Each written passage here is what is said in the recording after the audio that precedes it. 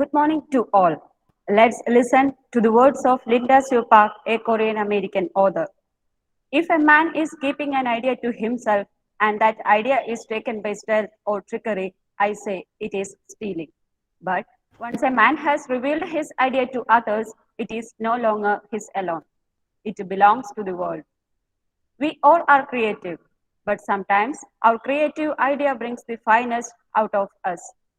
This becomes a masterpiece. Protecting this masterpiece is the core of intellectual property rights. Intellectual property. Intellectual property deals with any basic construction of human intelligence, such as artistic, literary, technical, or scientific constructions. Intellectual property rights are the rights given to persons over the creation of their minds. These legal rights confer an exclusive right on the inventor or manufacturer who makes full use of his invention or product for a certain period of time. Universities and public research institutions are among the direct contributors towards innovation and research, particularly in emerging economies. The potential pool of talent for innovation in these economies also emanates largely from educational institutions and research institutions. Of late, the significance of intellectual property rights (IPR) in higher education has been widely recognized. To familiarize the student fraternity with the various aspects of IPR, the IQAC of S&M Training College organized a webinar on IPR in academia today. It gives me immense pleasure to extend a warm welcome to all gathered here on behalf of Commerce and Ethics Club, along with IQAC, the organizers of this webinar on intellectual property rights. Here we have our Honorable Resource Person, Dr. G. Geetika, Assistant Professor in Political Science, UC College, Aluva, to provide us more knowledge about intellectual property rights. Every new beginning brings us new thoughts, new strengths, and endless possibilities. So, to enlighten us and brighten our soul, let's begin our session by invoking the blessings of Almighty. I invite Shenil K. Sabu, first year B.Ed student, for the prayer.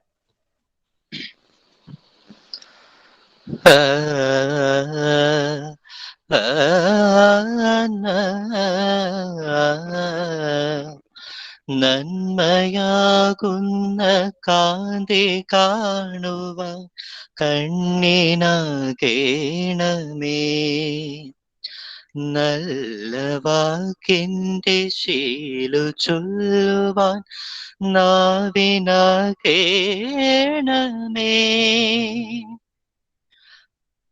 ഭൂമിയമ്മയെന്നറിയുവാനുള്ള ബോധമുണ്ടാകണേ ജീവജാലങ്ങളൊക്കെയും ജന്മബന്ധുവായിടണേ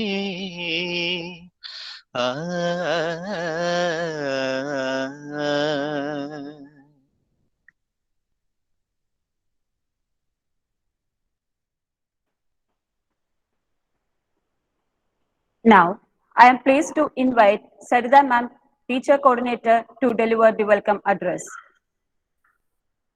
A warm good morning to all. We are familiar with the terms copyrights, patents, trademarks, etc. Do you know anything about this? Today, we are here to discuss these intellectual properties. As the Ethics Committee Teacher Coordinator, it's my pleasure to welcome you all to this webinar. Let me enter into my duty. At the onset, I would like to welcome our respected principal, Dr. Asha Teacher, who is here to facilitate this program. She is a real inspiration for all of us to take up initiatives to climb the quality ladder of our institution. Welcome, Asha Teacher. Today, we have with us Dr. G. Geetika Madam, Assistant Professor in Political Science, UC College, Aluva, a renowned academician in the field of intellectual property rights. With due respect and affection, I welcome you to our S&M family. Welcome, ma'am. I extend a warm welcome to Dr. Renovi Anthony, Commerce Club Teacher Coordinator, who is here to introduce the resource person. I also extend a warm welcome to Dr. Visni P.S., Ethics Committee Teacher Coordinator, who is here to propose the words of gratitude. Welcome, teacher. Next, I welcome all the MEd and BEd faculty members and my dear students who are eagerly waiting for the resource talk. Once again, welcome you all. Thank you. Thank you, ma'am. We are elated to have our beloved principal, our strength and backbone, the person who works hard for exploring new worlds for our upliftment. Ma'am, we are so thankful for providing us with an opportunity to conduct the webinar to enhance our knowledge on IPR. On this auspicious occasion, I would like to invite our principal, Dr. Asha O.S. ma'am, for the felicitation.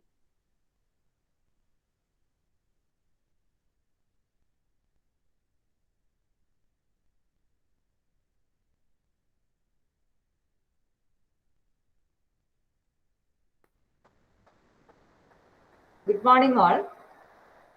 Respected Geetika Madam, my dear colleagues, Renovi Anthony, Sarida, history teacher, and other colleagues, and my dearest students. Today, we are going to hear the webinar based on intellectual property rights in the academia. We all know that in the academic scenario, this human intellect or human resource is the greatest, the biggest property or the biggest investment in the academic field. And hence, this human intellect is to be protected. Protected in the sense that it needs legal protection. And this intellectual property rights give this protection to the human intellect. And this will trigger or inspire the humans or the persons to move forward. It's the base of this intellectual property rights, I think. Human intellect or human resource power is to be given legal protection. And today, by Geetika Madam, I hope the discourse will enable we all to have a gestalt of this various human IPR rules and the provisions given in the statute and the dimensions of IPR protection, legal protection aspects. I wish this discourse may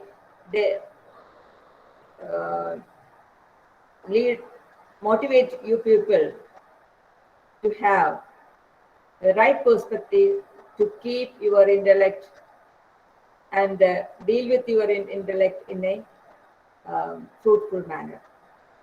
Wish you all the best. Thank you.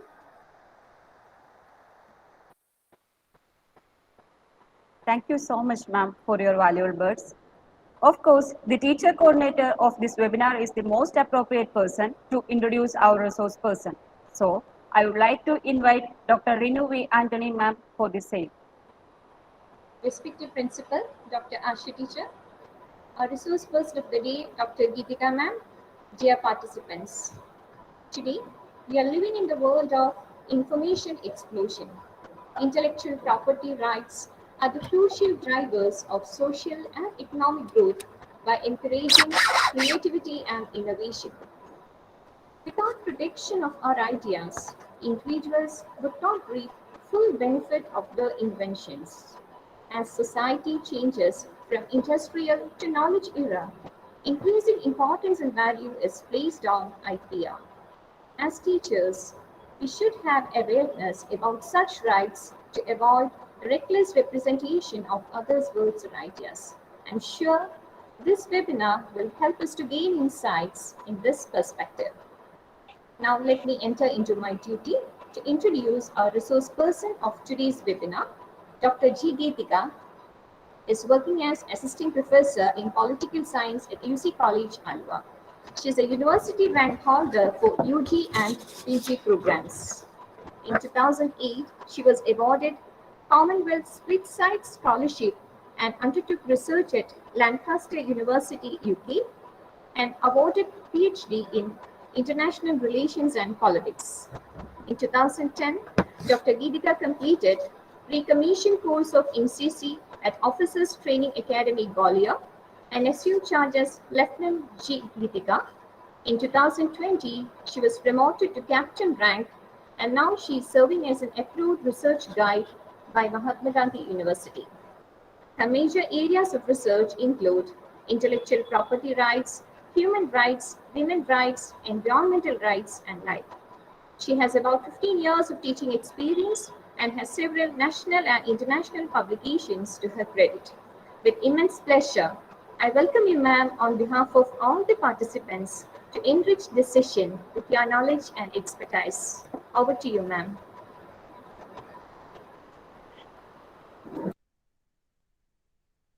Thank you, ma'am. Here we all are eagerly waiting to know more about intellectual property rights. We would like to invite our resource person, Dr. G. Geetika, ma'am, to share valuable knowledge on IPR. Welcome, ma'am. Thank you, Aishwarya. ഞാൻ audible ആണെന്നാണ് വിശ്വസിക്കുന്നത്. Am I audible and visible? Yes, ma'am. Yes, ma'am. Thank you so much, ma'am. So, respected principal, Sarita ma'am, Renu ma'am, and all the other faculty present here, and all the upcoming faculties who are presently students at S&M College. Thank you so much for the good words about me.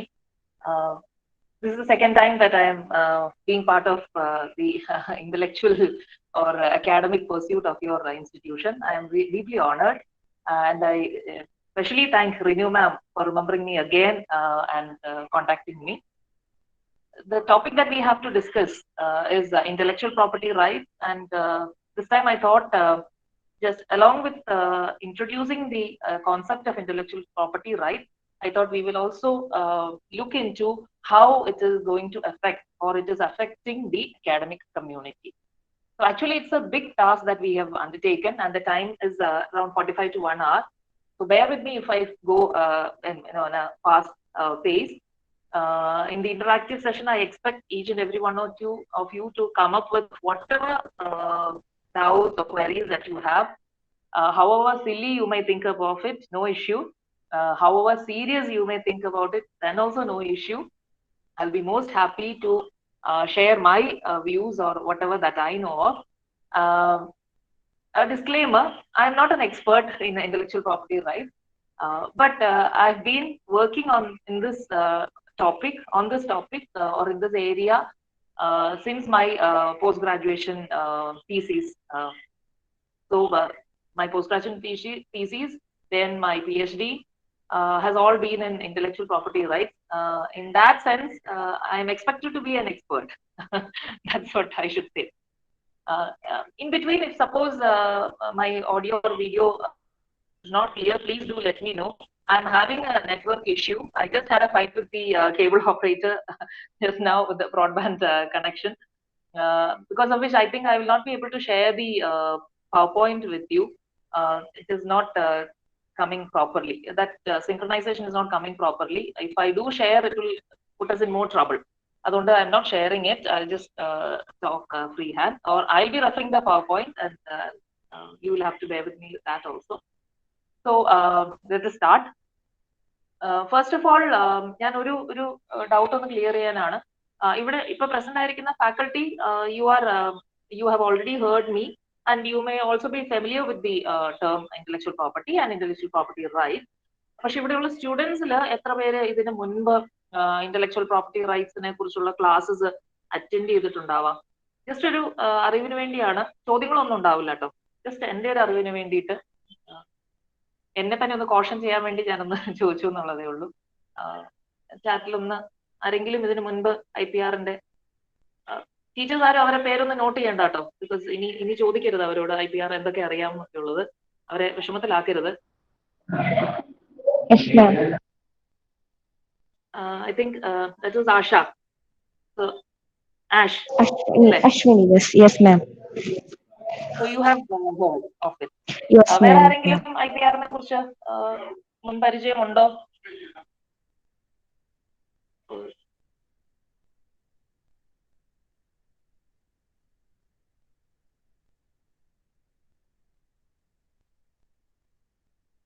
Probably not.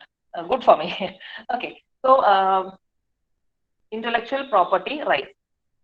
ബൗദ്ധിക സ്വത്ത് അവകാശം. ഭൗതികമല്ല, ബൗദ്ധിക ബുദ്ധി, ബൗദ്ധിക സ്വത്ത് അവകാശം. Before we talk about what intellectual property is or what intellectual property rights are, what are the different types of intellectual property rights and how it affects the academic community, first of all, let's try to differentiate between the normal property that we know of and intellectual property.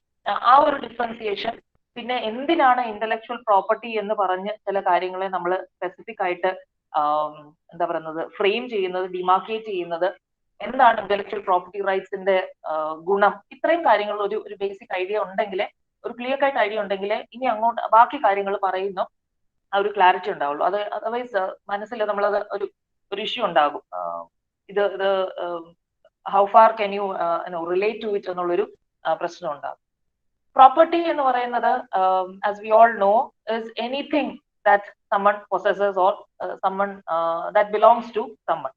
ലീഗലായിട്ട് acquire ചെയ്തിട്ടുള്ള എന്തെങ്കിലും പണമോ മറ്റെന്തെങ്കിലും ദ്രവ്യങ്ങളോ പകരമായി നൽകി മറ്റൊരാളിൽ നിന്ന് നമ്മൾ acquire ചെയ്യുന്ന ഒരു എന്ത് തരം സാധനത്തെയും വസ്തുവകകളെയും നമ്മൾ പ്രോപ്പർട്ടി എന്ന് വിളിക്കാം.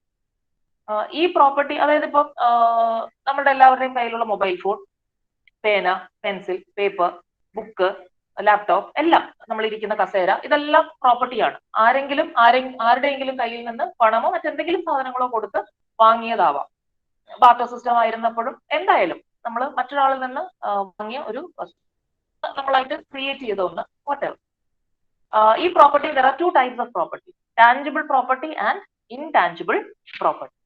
Now, what is tangible property? Something that you can clearly feel and experience in a physical form. അതാണ് ടാഞ്ചിബിൾ പ്രോപ്പർട്ടി എന്ന് പറയുന്നത്. സ്ഥാവര വസ്തുക്കൾ എന്ന് പറയുന്ന, ഞാനിപ്പോ ഈ പറഞ്ഞ എക്സാമ്പിൾസ് എല്ലാം അതിനകത്ത് പെടുന്നതാണ്, ടാഞ്ചിബിൾ പ്രോപ്പർട്ടിയാണ്. You can clearly, you can feel with your census and you can identify it, you can pinpoint that particular property, and when I am holding it, no one else can hold it. As in the case of this pen, ഈ പേന എന്റെ കയ്യിലിരിക്കുമ്പോൾ ഇത് എന്റെ കയ്യിൽ മാത്രമേ ഉള്ളൂ, വേറൊരാളുടെ കൈവശവും അത് ഉണ്ടാവുകയില്ല. ഇത് ഞാൻ ലീഗലി പൈസ കൊടുത്ത് വാങ്ങിയതാണെങ്കിൽ, പണം കൊടുത്ത് വാങ്ങിയതാണെങ്കിൽ ഇത് എന്റേതാണ്, അല്ലെങ്കിൽ മോഷണ വസ്തുവാകുന്നു. Otherwise, this is owned by me and it is in my possession. That is tangible property. Now, the other set of properties are the intangible property.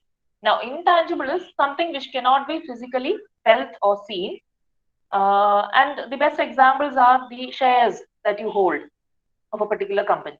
ഏതെങ്കിലും ഒരു മൾട്ടിനാഷണൽ കമ്പനിയുടെ 10 ഷെയർ ഞാൻ വാങ്ങുന്നു. ഇപ്പം എന്താണ്, റിലയൻസിന്റെയോ അതല്ലെങ്കിൽ മൈക്രോസോഫ്റ്റിന്റെയോ ഒക്കെ ആപ്പിളിന്റെയോ ഒക്കെ 10 ഷെയർ ഞാൻ വാങ്ങുന്നു എന്ന് പറയുമ്പോൾ, I am owning an equivalent percentage of the total property. അത്ര ഷെയറിന്റെ വാല്യൂ എന്താണോ അതിനനുസരിച്ച് ആ ടോട്ടൽ പ്രോപ്പർട്ടിയുടെ അത്രയും ഭാഗം പെർസെന്റേജ് ഞാൻ ഓൺ ചെയ്യുന്നു എന്നാണ് പറയുന്നത്. പക്ഷെ അത് വെർച്വൽ ആണ്, അല്ലെ? ഏതെങ്കിലും ബിൽഡിങ്ങിന്റെ, അതായത് മൈക്രോസോഫ്റ്റിന്റെയോ അതല്ലെങ്കിൽ റിലയൻസിന്റെയോ ഏതെങ്കിലും ബിൽഡിങ്ങിന്റെ ഇത്ര ഭാഗം എന്റേതാണ് എന്ന് സ്പെസിഫിക് ആയിട്ട് പറയാൻ സാധിക്കും. അതേപോലെ തന്നെ, just as I am owning it, another person also with say 10 or 100 shares is also owning it. അപ്പൊ അതിങ്ങനെ ഓണർഷിപ്പ് ഡിവൈഡ് ചെയ്ത് സ്പ്രെഡ് ചെയ്ത് കിടക്കുകയാണ്. ആ ഓണർഷിപ്പ് സ്പെസിഫിക് ആയിട്ട് നമുക്ക് പിൻ പോയിന്റ് ചെയ്യാൻ സാധിക്കില്ല. പക്ഷെ virtually we are assuming that we are owning and we can make transactions on. You can sell and buy, ട്രാൻസാക്ഷൻസും ചെയ്യാൻ സാധിക്കും. ഇതുപോലുള്ള ഒരു intangible പ്രോപ്പർട്ടിയാണ് intellectual property. So that is one thing that you should understand about intellectual property. It is a kind of an intangible property. Now, what is intellectual property? In the most simple way of explaining what it is to say that it is the creations of the mind. Now, when I say creations of the mind, അതൊരു thought ആകാം, ഒരു idea ആകാം, അതല്ലെങ്കിൽ അത് ഒരു abstract ആയിട്ടുള്ള ഒരു ലെവലിലാണ് നിൽക്കുക. പക്ഷെ അതിനപ്പുറത്തേക്ക് നമ്മൾ അതിനെ പ്രോപ്പർട്ടി ആയിട്ട് അസ്യൂം ചെയ്യുമ്പോൾ അല്ലെങ്കിൽ ആട്രിബ്യൂട്ട് ചെയ്യുമ്പോൾ ഈ പറയുന്ന ക്രിയേഷൻസ് ഓഫ് മൈൻഡിനെ ഏതെങ്കിലും ഒരു രൂപത്തിലേക്ക് നമ്മൾ കൺവേർട്ട് ചെയ്തിട്ടും ഉണ്ടാകാം. മറ്റുള്ളവർക്ക് മനസ്സിലാക്കാൻ പാകത്തിന് മറ്റെന്തെങ്കിലും ഒരു പ്രോപ്പർട്ടി ആയിട്ട് ഒരു രൂപത്തിലേക്ക് നമ്മൾ കൺവേർട്ട് ചെയ്തിട്ടുണ്ടാകും. അപ്പൊ അങ്ങനെ വരുമ്പം ഈ ഡെഫിനിഷനെ കുറച്ചുകൂടെ ഒന്ന് എക്സ്പാൻഡ് ചെയ്യാം. Recorded expressions of creations of the mind in some form. Recorded എന്ന് പറയുമ്പോൾ നമ്മൾ മ്യൂസിക്, മൂവി ആ ഒരു റെക്കോർഡ് എന്നുള്ള അർത്ഥം എടുക്കണ്ട. Recorded expressions of creations of the mind, അതിനെയാണ് ഇന്റലക്ച്വൽ പ്രോപ്പർട്ടി എന്ന് ഏറ്റവും സിമ്പിൾ ആയിട്ട് നമുക്ക് പറയാൻ സാധിക്കും. Now, it could be, for example, computer programs, the apps that we use in our mobile phone. അതിന്റെ എല്ലാം പുറകിൽ ഒരു പ്രോഗ്രാം ഉണ്ട്, which is the creation of the mind. It written down in the form of a program. Then it could be a novel, it could be a movie, it could be a music. ഇതൊക്കെ ഒരാളുടെ മനസ്സിലുണ്ട്, പക്ഷെ അത് എഴുതി വെച്ചിട്ടുണ്ട് എന്നുള്ളതേ ഉള്ളൂ. അതിനെ ഒരു റെക്കോർഡഡ് എക്സ്പ്രഷൻ കൊടുത്തു എന്നുള്ളതേ ഉള്ളൂ. But it is definitely it's coming from the mind, it is from within the mind. അതുകൊണ്ടാണ് recorded expression of creations of the mind എന്ന് വിളിക്കുന്നത്. Then it could be a design, or maybe it could be an invention, anything. അങ്ങനെ കുറേ കാര്യങ്ങൾ നമ്മൾ intellectual property ആയിട്ട് നമ്മൾ attribute ചെയ്യുന്നുണ്ട്, അല്ലെങ്കിൽ ഇന്റലക്ച്വൽ പ്രോപ്പർട്ടി എന്ന് പറയുന്ന ക്രൈറ്റീരിയക്കകത്ത് ക്ലാസിഫൈ ചെയ്യാൻ സാധിക്കും, നമുക്ക് ലിസ്റ്റ് ചെയ്യാൻ സാധിക്കും intellectual property. Now, third term that we should be familiar with is in that series is intellectual property. ഈ പറയുന്ന ഇൻടാഞ്ചിബിൾ ആയിട്ടുള്ള എക്സ്പ്രഷൻസ് ഓഫ് ക്രിയേഷൻസ് ഓഫ് മൈൻഡിന് നമ്മൾ ചില അവകാശങ്ങൾ, അത് ആരിൽ നിന്നാണോ ഉണ്ടായിരിക്കുന്നത് ആ വ്യക്തിക്ക് ചില അവകാശങ്ങൾ കൊടുക്കുമ്പോഴാണ് അത് ഇന്റലക്ച്വൽ പ്രോപ്പർട്ടി റൈറ്റ്സ് ആയിട്ട് മാറുന്നത്. അവിടെ ആ അവകാശങ്ങൾ നമ്മൾ ജനറലി എന്താണ്, പേറ്റന്റ്, കോപ്പിറൈറ്റ്, ട്രേഡ് മാർക്ക് എന്നൊക്കെയുള്ള വാക്കുകൾ നമ്മൾ കോമൺലി ഉപയോഗിച്ച് കേട്ട് പരിചയമുള്ള വാക്കുകൾ ഈ ഇന്റലക്ച്വൽ പ്രോപ്പർട്ടി റൈറ്റ്സ് ആണ്. ആ റൈറ്റുകൾക്ക് വിളിക്കുന്ന ഓരോ തരത്തിലുള്ള അവകാശങ്ങളാണ്. ആ അവകാശത്തിന്റെ സ്വഭാവം മാറുന്നതനുസരിച്ച് അതിനെ പേറ്റന്റ് എന്നോ കോപ്പിറൈറ്റ് എന്നോ ട്രേഡ് മാർക്ക് എന്നോ ജോഗ്രഫിക്കൽ ഇൻഡിക്കേഷൻ എന്നോ ഒക്കെ നമ്മൾ പേരിട്ട് വിളിക്കുന്നു. അപ്പം intellectual properties are the creations of or expressions of creations of the mind, and intellectual property rights are the rights or privileges given to the creator of this creations of the mind. ഒരു definition എന്നുള്ള രീതിയിൽ വായിക്കാം. They are the rights attributed on the intellectual property or the creations of the mind, so that the rights owner has exclusive privilege to make, use or sell or license the intellectual property without competition for a specific time. ഇവിടെ ഞാൻ ഈ definition പറയുന്നതിന്റെ അവസാന ഭാഗം പറഞ്ഞ രണ്ട് terms ശ്രദ്ധിച്ചു കാണും, without competition and for a specific time. അതാണ് ഇന്റലക്ച്വൽ പ്രോപ്പർട്ടി റൈറ്റ്സിന്റെ നമ്മൾ അല്ലെങ്കിൽ ആ ഇന്റലക്ച്വൽ പ്രോപ്പർട്ടിയുടെ മേൽ ഉണ്ടാകുന്ന ഈ ചേഞ്ചസിനെ പ്രോപ്പർട്ടി റൈറ്റ്സിൽ നിന്നുമൊക്കെ വ്യത്യാസം വരുത്തുന്നത്. പ്രോപ്പർട്ടി റൈറ്റ്സ് നോർമൽ നമ്മൾ ആദ്യം കണ്ട ടാഞ്ചിബിൾ പ്രോപ്പർട്ടിയുടെ മേലുള്ള അവകാശങ്ങൾ എന്ന് പറയുന്നത് നമ്മൾ മറ്റൊരാൾക്ക് കൈമാറുന്നത് വരെ അതിന്റെ അപൂർണ അവകാശം നമുക്ക് മാത്രമായിരിക്കും. എത്രയും കാലത്തേക്ക് വേണമെങ്കിലും എല്ലാ കാലത്തേക്കും അത് ഉണ്ടാവും.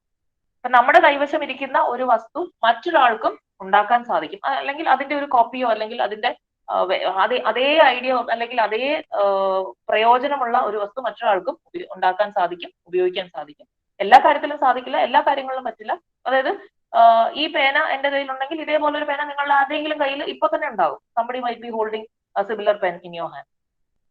പക്ഷെ ഇത് എന്റെ കൈവശം ഇരിക്കുന്നിടത്തോളം എനിക്ക് മാത്രം എക്സ്ക്ലൂസീവ് റൈറ്റ് ആണ്. പക്ഷെ ഇന്റലക്ച്വൽ പ്രോപ്പർട്ടി റൈറ്റ്സിൽ suppose I had, just an example, suppose I had intellectual property, some form of intellectual property right over this pen, then none of you would be able to possess it unless I decide to use my right to make, sell or license you to use. അതാണ് intellectual property റൈറ്റിന് property റൈറ്റിൽ നിന്നും ചെറിയ വ്യത്യാസം വരുന്നത്. Why is that so? To avoid competition, and it is for a specific time. Now, ഇത് കുറച്ച് confusing ആയിരിക്കാം ഈ idea. Probably most of you have got the idea, which is so wonderful, but for some others it might have confused you a bit. ആ ഒരു confusion മാറ്റാൻ വേണ്ടിയിട്ട് ഒന്ന് രണ്ട് കാര്യങ്ങളും കൂടെ ഇതിന്റെ ചേർത്ത് പറയാം. ആ ഒരു ബേസ് ഒന്ന് ക്ലിയർ ആയിട്ട് സെറ്റ് ചെയ്യാനാണ്. എന്താണ് ഇന്റലക്ച്വൽ പ്രോപ്പർട്ടി റൈറ്റ്സ് എന്നുള്ള ഒരു ബേസിക് ഐഡിയ നമുക്ക് ഉണ്ടാക്കുക എന്നുള്ളതാണല്ലോ ഉദ്ദേശം. എന്തിനാണ് ഇത്തരത്തിൽ കഷ്ടപ്പെട്ട് ഈ രീതിയിലൊക്കെ ഞാൻ ഇത്രയും പറയാൻ ശ്രമിച്ചതുപോലെ ഇത്രയൊക്കെ നമ്മൾ ചിന്തിച്ചു കൂട്ടി ഇങ്ങനെ സാധാരണ ടാഞ്ചിബിൾ പ്രോപ്പർട്ടിയിൽ നിന്നും വ്യത്യസ്തമായ ഒരു ഇൻടാഞ്ചിബിൾ പ്രോപ്പർട്ടിക്ക് ഇതുപോലെ ചില അവകാശങ്ങൾ കൊടുത്ത് ചില കണ്ടീഷൻസ് വെച്ച് നമ്മൾ പ്രാക്ടീസ് ചെയ്യുന്നത് എന്നുള്ളൊരു ചോദ്യം. അതാണ് ഈ ഒരു കൺഫ്യൂഷൻ ഒഴിവാക്കാനുള്ള ഒരു ഉത്തരവ് എന്ന് പറയുന്നത്. അതായത് മനുഷ്യന്റെ തുടക്കകാലം മുതലേ ഹ്യൂമൻ സൊസൈറ്റിയുടെ എവല്യൂഷന്റെ തുടക്കകാലം മുതൽ തന്നെ മനുഷ്യർക്ക് പുതിയത് എന്തെങ്കിലുമൊക്കെ കണ്ടെത്താനും അവനവന്റെ ആവശ്യത്തിനോ അല്ലെങ്കിൽ സൊസൈറ്റിയുടെ ആവശ്യത്തിനോ വേണ്ടി പുതിയത് എന്തെങ്കിലുമൊക്കെ കണ്ടെത്താനുള്ള താല്പര്യം ഡെഫിനറ്റ്ലി അത് മനുഷ്യന്റെ ഒരു പ്രത്യേകതയായിരിക്കും ഉണ്ട്. ആ ഒരു എന്താ പറയുന്നത് nature of that inquisitiveness and the interest for inventions to discover things, അത് മനുഷ്യന്റെ ഒരു നേച്ചർ ആയിട്ട് probably certain other animals may also have it, but human beings എന്തായാലും അതിൽ നന്നായി എക്സൽ ചെയ്ത ഒരു സ്പീഷീസ് ആണ്. To create something, to think and to create. അത് ചില സമയങ്ങളിൽ പണ്ട് കാലങ്ങളിൽ സൊസൈറ്റി അത്തരത്തിലുള്ള ക്രിയേഷൻസിനും ഇന്നോവേറ്റീവ് ഐഡിയാസിനും എന്തെങ്കിലുമൊക്കെ ഒരു റെമ്യൂണറേഷനോ അല്ലെങ്കിൽ എന്തെങ്കിലുമൊക്കെ ഒരു എന്താ പറയുന്നത് ഒരു സമ്മാനമോ ഒക്കെ കൊടുത്ത് അക്നോളജ് ചെയ്തിരുന്നു. ഇപ്പൊ നമ്മള് പഴയ രാജാക്കന്മാരുടെ ഒക്കെ കാലഘട്ടത്തെ കുറിച്ച് പറയുമ്പം കവികൾക്ക് പട്ടും വളയും അല്ലെങ്കിൽ പൊന്നാണയം കൊടുക്കുന്നത്, അങ്ങനെയൊക്കെയുള്ള നമ്മള് അല്ലെങ്കിൽ കവിയരങ്ങ് സംഘടിപ്പിക്കുമ്പോൾ അതുപോലെ കൊടുക്കുന്നത്, അല്ലെങ്കിൽ വളരെ സരസമായി സംസാരിക്കാൻ കഴിയുന്നവർക്ക് അല്ലെങ്കിൽ എന്തെങ്കിലും സൊസൈറ്റിക്ക് ബെനിഫിഷ്യൽ ആയ എന്തെങ്കിലും ഒരു കാര്യം ചെയ്തു കഴിഞ്ഞാൽ അയാൾ ഏതെങ്കിലും രീതിയിൽ ഓണർ ചെയ്യുന്ന ഒരു ടെൻഡൻസി സമൂഹത്തിലും ഉണ്ടായിരുന്നു. പക്ഷെ അങ്ങനെ ഓണർ ചെയ്യുമ്പം ആ ഒരു ഓണർ, ആ ഒരു എന്താ പറയുന്നത് നന്ദി മാത്രമേ ശരിക്കും പറഞ്ഞാൽ സമൂഹം അവർക്ക് കൊടുത്തിരുന്നുള്ളൂ. പകരം ഈ അവരെന്താണോ ക്രിയേറ്റ് ചെയ്തത് അതിൽ നിന്നും അവർക്ക് എന്തെങ്കിലും ഫിനാൻഷ്യൽ ആയിട്ടുള്ള അല്ലെങ്കിൽ മോണിറ്ററി ബെനിഫിറ്റ് ഉണ്ടാക്കാനുള്ള അവസരം നിഷേധിക്കുകയല്ല ചെയ്തത്, അതിനുവേണ്ടി പ്രത്യേക അവസരമൊന്നും അവർക്ക് കൊടുത്തിരുന്നില്ല. Whatever they created it is open to all, it is open to the society, it is in public domain the moment they create it, they are honored by the higher authorities, പക്ഷെ it is in the public domain and anyone can use it to make money out of. എന്താണോ ആ creation, ഒരാൾ ഒരു പുതിയൊരു കവിത ഒരു അല്ലെങ്കിൽ ഒരു പാട്ട് എഴുതിയെങ്കിൽ ആ ആള് മാത്രമല്ല ബാക്കി ആർക്ക് വേണമെങ്കിലും ആ പാട്ട് പഠിച്ച് പാടി പണം ഉണ്ടാക്കാം എന്നുള്ളൊരു രീതിയായിരുന്നു. അപ്പം അവിടെ ഈ ക്രിയേറ്റ് ചെയ്ത ആള് തന്നെ മറ്റുള്ളവരുമായിട്ട്, അതായത് ഒരു ഇന്റലക്ച്വൽ എഫേർട്ടും ഇല്ലാതെ ഇയാളുടെ ക്രിയേഷൻ ഉപയോഗിച്ച് പണം ഉണ്ടാക്കുന്നവരുമായിട്ട് അയാൾ കമ്പീറ്റ് ചെയ്യേണ്ടി വരുന്ന ഒരു സാഹചര്യം. അപ്പൊ അതൊരു പ്രശ്നമാണോ എന്ന് ചോദിച്ചു കഴിഞ്ഞാൽ നമ്മുടെ ഒരു ഇന്ത്യൻ കൾച്ചർ നോക്കിക്കഴിഞ്ഞാൽ, ഭാരതീയ സംസ്കാരം നോക്കിക്കഴിഞ്ഞാൽ അത് അങ്ങനെ തന്നെയാണ് ജീവിച്ചിരുന്നത്. ആരും ഈ നോളജിനെ രഹസ്യമാക്കി വെക്കുന്ന ഒരു ശീലം, ഒരു സ്വഭാവം ഇന്ത്യൻ ട്രഡീഷനിൽ ഇല്ല. Knowledge is supposed to be in the public domain, it is for the society, and it is upon the existing knowledge that new knowledge is created, is produced എന്നുള്ളത് തന്നെയാണ് വിശ്വസിച്ചിരുന്നത്. We are on the shoulders of others എന്നുള്ള ആ ഒരു shoulders, standing on the shoulders of giants എന്ന് പറയുന്ന ആ ഒരു phrase തന്നെ വരുന്നത്. അപ്പം പക്ഷേ എക്കണോമിക് ആയിട്ടുള്ള ആക്ടിവിറ്റീസ് കൂടുതൽ പ്രോമിനന്റ് ആയി തുടങ്ങുന്നിടത്താണ് എങ്ങനെയൊക്കെ പണം ഉണ്ടാക്കാം എന്നുള്ള മനുഷ്യന്റെ ചിന്ത, എന്തൊക്കെ സെല്ല് ചെയ്യാം, എങ്ങനെയൊക്കെ പണം ഉണ്ടാക്കാം എന്നുള്ള, ട്രേഡ് ചെയ്യാൻ പറ്റുന്നത് എന്തൊക്കെയാണ് എന്നുള്ള, അല്ലെങ്കിൽ ട്രേഡ് എത്രത്തോളം മൊണോപ്പൊളൈസ് ചെയ്യാം, എനിക്ക് മാത്രം ഒരു മേൽക്കോയ്മ ഉണ്ടാക്കുക എന്ന് പറയുന്ന രീതിയിലൊക്കെ സാഹചര്യങ്ങൾ അന്വേഷിച്ചു തുടങ്ങുമ്പോഴാണ് ഈ creations of the mind exclusive ആയിട്ട് അത് ക്രിയേറ്റ് ചെയ്യുന്ന ആളിന് കൈകാര്യം ചെയ്യാനുള്ള സാഹചര്യം സ്റ്റേറ്റ് ഉണ്ടാക്കി കൊടുക്കുകയാണെങ്കിൽ അയാൾക്ക് അതിന്റെ മുഴുവൻ ബെനിഫിറ്റും ഉണ്ടാക്കാൻ, അതിൽ നിന്നും മുഴുവനായിട്ടുള്ള സാമ്പത്തികമായിട്ടുള്ള ഒരു കോമ്പറ്റീഷനും ഇല്ലാതെ സാമ്പത്തികമായിട്ടുള്ള ബെനിഫിറ്റ് ഉണ്ടാക്കാൻ, സാമ്പത്തികമായോ അല്ലാതെയൊക്കെയുള്ള ബെനിഫിറ്റ്സ് ഉണ്ടാക്കാൻ സാധിക്കും എന്നുള്ള, അല്ലെങ്കിൽ അയാളിൽ നിന്ന് ആരെങ്കിലും ഈ റൈറ്റ് വാങ്ങിച്ചാൽ അയാൾക്ക് അതിൽ നിന്ന് ബെനിഫിറ്റ് ഉണ്ടാക്കാം, അല്ലെങ്കിൽ ആ കമ്പനിക്ക് ഉണ്ടാക്കാം എന്നൊക്കെയുള്ള ആശയം വരുന്നത്. And that is where the idea of intellectual property came into being. And this happen like in the 17th, 16th, 17th, 18th സെഞ്ചുറിയിലൊക്കെ ഈ ഐഡിയ ഡെവലപ്പ് ചെയ്യാണ്. ഇൻഫാക്ട് അതിന്റെ ഒരു ഹിസ്റ്ററി നമ്മൾ നോക്കിക്കഴിഞ്ഞാൽ goes way back to British history, where we find that in 1449 in the 15th century stained glass, John of Utynam എന്ന് പറയുന്ന ആളിന് ഈ ഗ്ലാസ് പെയിന്റിങ് അല്ലെങ്കിൽ അതിനുപയോഗിക്കുന്ന കളറുള്ള ഗ്ലാസ് ഉണ്ടാക്കുന്നതിനാണ് ആദ്യമായിട്ട് പേറ്റന്റ് കൊടുക്കുന്നത്. പേറ്റന്റ് എന്നുള്ള വാക്ക് ഉപയോഗിച്ചിട്ട് അതൊരു പേപ്പർ എന്നുള്ള രീതിയിൽ ഒരു ഡോക്യുമെന്റ് കൊടുക്കുകയാണ് ചെയ്യുന്നത്. പിന്നെ അതേ ഇംഗ്ലണ്ടിൽ തന്നെ 1617 അന്ന് ഈ സ്റ്റെയിൻ ഗ്ലാസിന് ലെറ്റർ പേറ്റന്റ് എന്നുള്ള ഒരു വാക്കാണ് ഉപയോഗിച്ചത്. സ്പെസിഫിക് ആയിട്ട് ഇന്ന് നമ്മൾ കാണുന്ന രീതിയിലുള്ള ഒരു ഡോക്യുമെന്റ്, ഒരു എഗ്രിമെന്റ് ഉള്ള രീതിയിൽ പേറ്റന്റ് സർട്ടിഫിക്കറ്റ് എന്നുള്ള രൂപത്തിലേക്ക് വരുന്നത് 1617 മാപ്പിൽ എൻഗ്രേവ് ചെയ്യുന്ന, അതിങ്ങനെ പ്രൊജക്ഷൻസ് ക്രിയേറ്റ് ചെയ്യുന്ന ആ ഒരു ഐഡിയക്കാണ് ഇംഗ്ലണ്ടിൽ തന്നെ പിന്നെ അത് മുതലാണ് സ്പെസിഫിക് ആയിട്ടുള്ള പേറ്റന്റ് ഇന്ന് നമ്മൾ കാണുന്ന രീതിയിലുള്ള കണ്ടീഷൻസോട് കൂടിയിട്ടുള്ള പേറ്റന്റ് കൊടുക്കുന്നത്. And in USA it is in 1790 potash ഉപയോഗിക്കുന്നതുമായി ബന്ധപ്പെട്ടിട്ടുള്ള പേറ്റന്റ്. അന്ന് മുതലേ പേറ്റന്റ് തുടങ്ങുന്നു. ആൻഡ് ഇൻ 1883 പാരീസ് കൺവെൻഷനിലൂടെ അന്നുണ്ടായിരുന്ന പ്രധാനപ്പെട്ട രാജ്യങ്ങൾ, പ്രധാനമായിട്ടും യൂറോപ്യൻ രാജ്യങ്ങൾ ഒത്തുചേരുകയും ഒരു കോമൺ യൂണിഫോം ആയിട്ടുള്ള ചില കണ്ടീഷൻസ് വെക്കുകയും ചെയ്തു. ഒരു പേറ്റന്റ് ആണെങ്കിൽ 7 വർഷം അല്ലെങ്കിൽ 14 വർഷം, അതിന്റെ ഏത് തരം പേറ്റന്റ് ആണോ അതിനനുസരിച്ച് അത്രയും വർഷത്തേക്ക് ഇത് മതി എന്നുള്ള രീതി. കാരണം ഈ ഐഡിയ, ഈ നോളജ് പബ്ലിക് ഡൊമൈനിലേക്ക് എത്തണമല്ലോ. പബ്ലിക് ഡൊമൈനിലേക്ക് എത്തിയാൽ മാത്രമേ, ലീഗലായിട്ട് മറ്റുള്ളവർക്ക് ഉപയോഗിക്കാൻ സാധിച്ചാൽ മാത്രമേ പുതിയ നോളജ് ക്രിയേറ്റ് ചെയ്യാൻ സാധിക്കുള്ളൂ. അൺകണ്ടീഷണൽ ആയിട്ട് ഒരാൾക്ക് അയാളുടെ ഇന്റലക്ച്വൽ ക്രിയേഷന്റെ മേല് പ്രോപ്പർട്ടി അല്ലെങ്കിൽ റൈറ്റ്സ് കൊടുത്തു കഴിഞ്ഞാൽ, അൺകണ്ടീഷണൽ ആയിട്ട് ഒരു ടെമ്പറൽ ഒരു ഫ്രെയിം ഇല്ലാതെ കൊടുത്തു കഴിഞ്ഞാൽ ഫോറെവർ ആ ആൾ അയാളുടെ പൊസിഷനിൽ അതിരിക്കുകയും ചെയ്യും. അതിനെ ബേസ് ചെയ്തിട്ട് പുതിയ നോളജ് ക്രിയേറ്റ് ചെയ്യാൻ പറ്റാതാവും.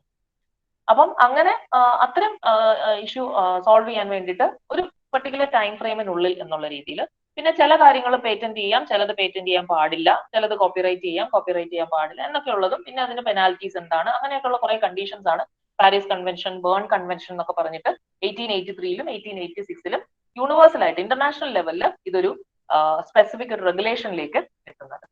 ഓക്കെ, അത് അവിടെ കൊണ്ട് ഞാൻ ആ ഒരു ഡിസ്കഷൻ അവിടെ നിർത്തുകയാണ്. സോ ഒരു സമറൈസ് ചെയ്യാൻ വേണ്ടിയിട്ട്, ഇന്റലക്ച്വൽ പ്രോപ്പർട്ടി അല്ലെങ്കിൽ ഇന്റലക്ച്വൽ പ്രോപ്പർട്ടി റൈറ്റ്സ് എന്നൊക്കെ പറയുന്നത് പണ്ട് കാലങ്ങളിൽ ഇന്ത്യൻ സൊസൈറ്റി പോലെയുള്ള ഈസ്റ്റേൺ ട്രഡീഷൻസിന്റെ ഒരു ചരിത്രം നോക്കിക്കഴിഞ്ഞാൽ അതിനെ ഒരു സാമ്പത്തിക ലാഭേച്ഛയോടുകൂടി ക്രിയേഷൻസ് ഓഫ് ദ മൈൻഡിനെ കാണുന്ന ഒരു നേച്ചർ ഇല്ലായിരുന്നു. പക്ഷെ ഒരു വെസ്റ്റേൺ ട്രേഡ് റിലേറ്റഡ് ആയിട്ടുള്ള ഒരു സൊസൈറ്റിയിൽ, ഒരു എക്കോണമിയിൽ ക്രിയേഷൻസ് ഓഫ് ദ മൈൻഡിൽ നിന്നും അതിനെ മോണോപ്പൊളൈസ് ചെയ്ത് കഴിഞ്ഞാൽ ഡെഫിനറ്റ്ലി ബെനിഫിറ്റ് ഉണ്ടാക്കാം എന്നുള്ള ഒരു കാര്യം മനസ്സിലാക്കുന്നതോടുകൂടി ഇന്റലക്ച്വൽ പ്രോപ്പർട്ടിയും ഇന്റലക്ച്വൽ പ്രോപ്പർട്ടി റൈറ്റ്സും ഈ രണ്ട് കോൺസെപ്റ്റ്സും കൃത്യമായിട്ട് ഡിഫൈൻ ചെയ്യപ്പെടാൻ തുടങ്ങുകയാണ്. പക്ഷെ ഇവിടെ ഒരു പ്രശ്നമുള്ളത്, ചില കണ്ടീഷൻസ്, ഞാൻ നേരത്തെ പറഞ്ഞ പോലെ ചില കണ്ടീഷൻസ് സ്പെസിഫിക് ആയിട്ട് മെൻഷൻ ചെയ്യേണ്ടി വരികയാണ്. കണ്ടീഷൻ എന്താന്ന് വെച്ച് കഴിഞ്ഞാൽ, ഒന്നാമത്തത്, നമ്മൾ ഈ പറയുന്ന ഏത് തരം ഇന്റലക്ച്വൽ പ്രോപ്പർട്ടി ആണെങ്കിലും അതിന്റെ മേൽ നമുക്ക് കിട്ടുന്ന right is separate from the tangible right over the product or the expression. അതായത് I'll explain it with an example. Suppose you buy a book from a store, ഒരു നോവൽ ആവട്ടെ, ഒരു നോവൽ നമ്മൾ ഒരു സ്റ്റോറിൽ നിന്ന് വാങ്ങിക്കുന്നു. For example, I just have my book that my daughter reads. ഈ ഒരു എന്താ diary of a wimpy kid എന്ന് പറയുന്ന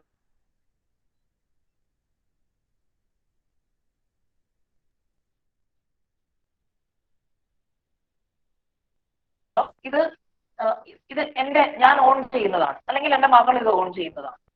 പക്ഷേ ഈ ബുക്കിനകത്തുള്ള സ്റ്റോറി, ഈ ഐഡിയ ജസ്റ്റിനീടേതാണ്. ഈ ഐഡിയ ഉപയോഗിച്ചുകൊണ്ട് ഞാൻ ഇതിപ്പോ വായിച്ചിട്ട് ഉപയോഗിച്ചുകൊണ്ട് എനിക്ക് പുതിയൊരു ബുക്ക് ഇറക്കാൻ സാധിക്കില്ല. അതായത് ഇതിനകത്തെ പേരുകളും സ്ഥലവും മറ്റുമൊക്കെ മാറ്റി ഞാനൊരു പുതിയ ബുക്ക് ഇറക്കി കഴിഞ്ഞാൽ അത് കോപ്പിറൈറ്റ് ഇൻഫ്രിഞ്ച്മെന്റ് ആകും, പ്രശ്നമാകും. അത് ഒരു വലിയ ഇഷ്യൂ ആയിട്ട് മാറാം. അങ്ങനെ ഇഷ്യൂ ആയ കേസൊക്കെ ഉണ്ട്. ഒരു ഇന്ത്യൻ ഓതർ, ഒരു പെൺകുട്ടി ഒരു പുസ്തകം ഇറക്കിയത് പിന്നീട് അത് റിവോക്ക് ചെയ്യേണ്ടി വന്നു. കാരണം അത് കോപ്പി ചെയ്താണ്, ഇതുപോലെ ആളും പേരും സ്ഥലവും സമയമൊക്കെ മാറ്റി ഇറക്കിയതാണ് എന്ന് പറഞ്ഞിട്ട് വലിയൊരു ഇഷ്യൂ ആയതാണ്.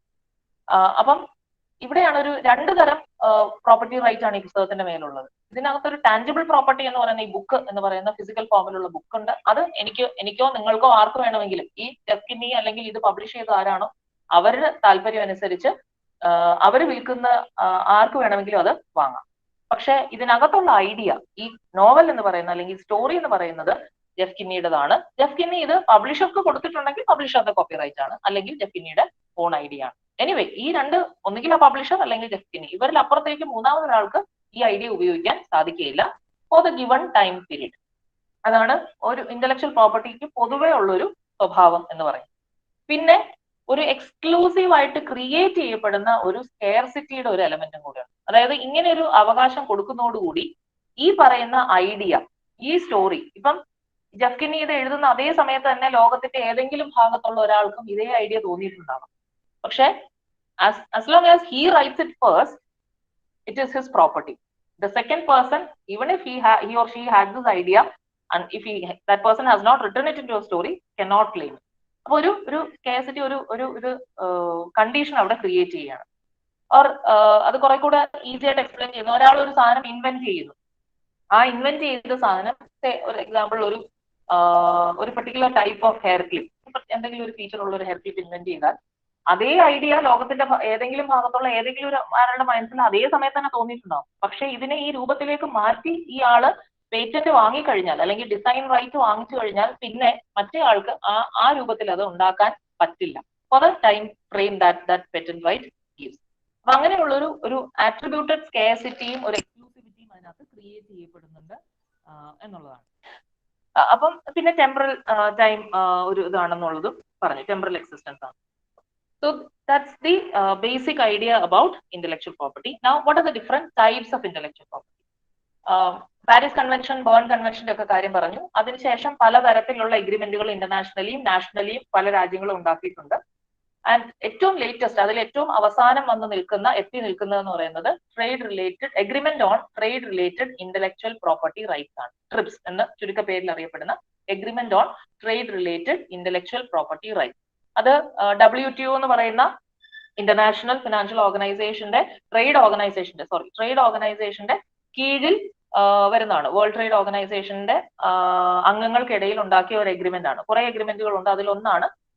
അതിന്റെ ഒരു ഹിസ്റ്ററിയും ആ എഗ്രിമെന്റ് ഉണ്ടാവാനുള്ള ചരിത്രമൊക്കെ, എങ്ങനെയാണ് നിർബന്ധിച്ച് എല്ലാ രാജ്യങ്ങളും ഇന്റലക്ച്വൽ പ്രോപ്പർട്ടി റൈറ്റ്സ് അവിടെയുള്ള സിറ്റിസൺസിന് കൊടുക്കണമെന്നും അത് എന്താ പറയുന്നത്, ഇന്റലക്ച്വൽ പ്രോപ്പർട്ടി ക്രിയേഷൻ ഇന്നോവേഷൻ കൂടുതലായിട്ട് എൻകറേജ് ചെയ്യണമെന്നും ഉണ്ടാക്കുന്നതിനെല്ലാം മാർക്കറ്റിലേക്ക് എത്തിക്കണമെന്നും കമേഴ്ഷ്യലൈസ് ചെയ്യണം എന്നൊക്കെയുള്ള ഒരു വലിയ അതിന്റെ ഒരു ബാക്ക്ഗ്രൗണ്ട് ഉണ്ട്. ഇൻഫാക്ട് അതിന്റെയൊക്കെ പരിണിത ഫലമായിട്ടാണ് സത്യം പറഞ്ഞ ഈ സെമിനാർ പോലും നടക്കുന്നതെന്നാണ് എന്റെ റിസർച്ചിൽ നിന്നും എന്റെ ഒരു കാഴ്ചപ്പാടിൽ നിന്നും എനിക്ക് തോന്നിയിട്ടുള്ളത്. എന്റെ ഗൈഡും അത് ഡെഫിനറ്റ്ലി അതിനോട് എഗ്രി ചെയ്യും. ഞങ്ങളുടെയൊക്കെ ഒരു കാഴ്ചപ്പാടെന്ന് പറയുന്നത് ഇതൊക്കെ ഒരു ചില എന്താ പറയുന്നത് ഇൻഡസ്ട്രിയൽ സെക്ടറിന്റെ ചില താല്പര്യങ്ങൾ എന്ന് വേണമെങ്കിൽ പറയാം. എക്കണോമിക്സും പൊളിറ്റിക്സും എല്ലാം കൂടെ കമ്പൈൻ ചെയ്യപ്പെടുന്ന, പൊളിറ്റിക്കൽ എക്കോണമിക്കകത്ത് വരുന്ന അതിന്റെ ചില ഫോൾ ഔട്ട്സ് എന്ന് വേണമെങ്കിൽ പറയാം. അതായത് അക്കാഡമിക് സെക്ടറിൽ കൂടുതൽ ഇന്റലക്ച്വൽ പ്രോപ്പർട്ടി ജനറേറ്റ് ചെയ്യപ്പെടുന്നുണ്ട്. പക്ഷെ അതിനെ റൈറ്റ്സിന്റെ രൂപത്തിലേക്ക് മാറ്റണം. റൈറ്റ്സ്, അതായത് നമ്മൾ വെറുതെ എന്തെങ്കിലും കണ്ടെത്തിയാൽ പോലെ അതിനെ പേറ്റന്റ് ആക്കണം.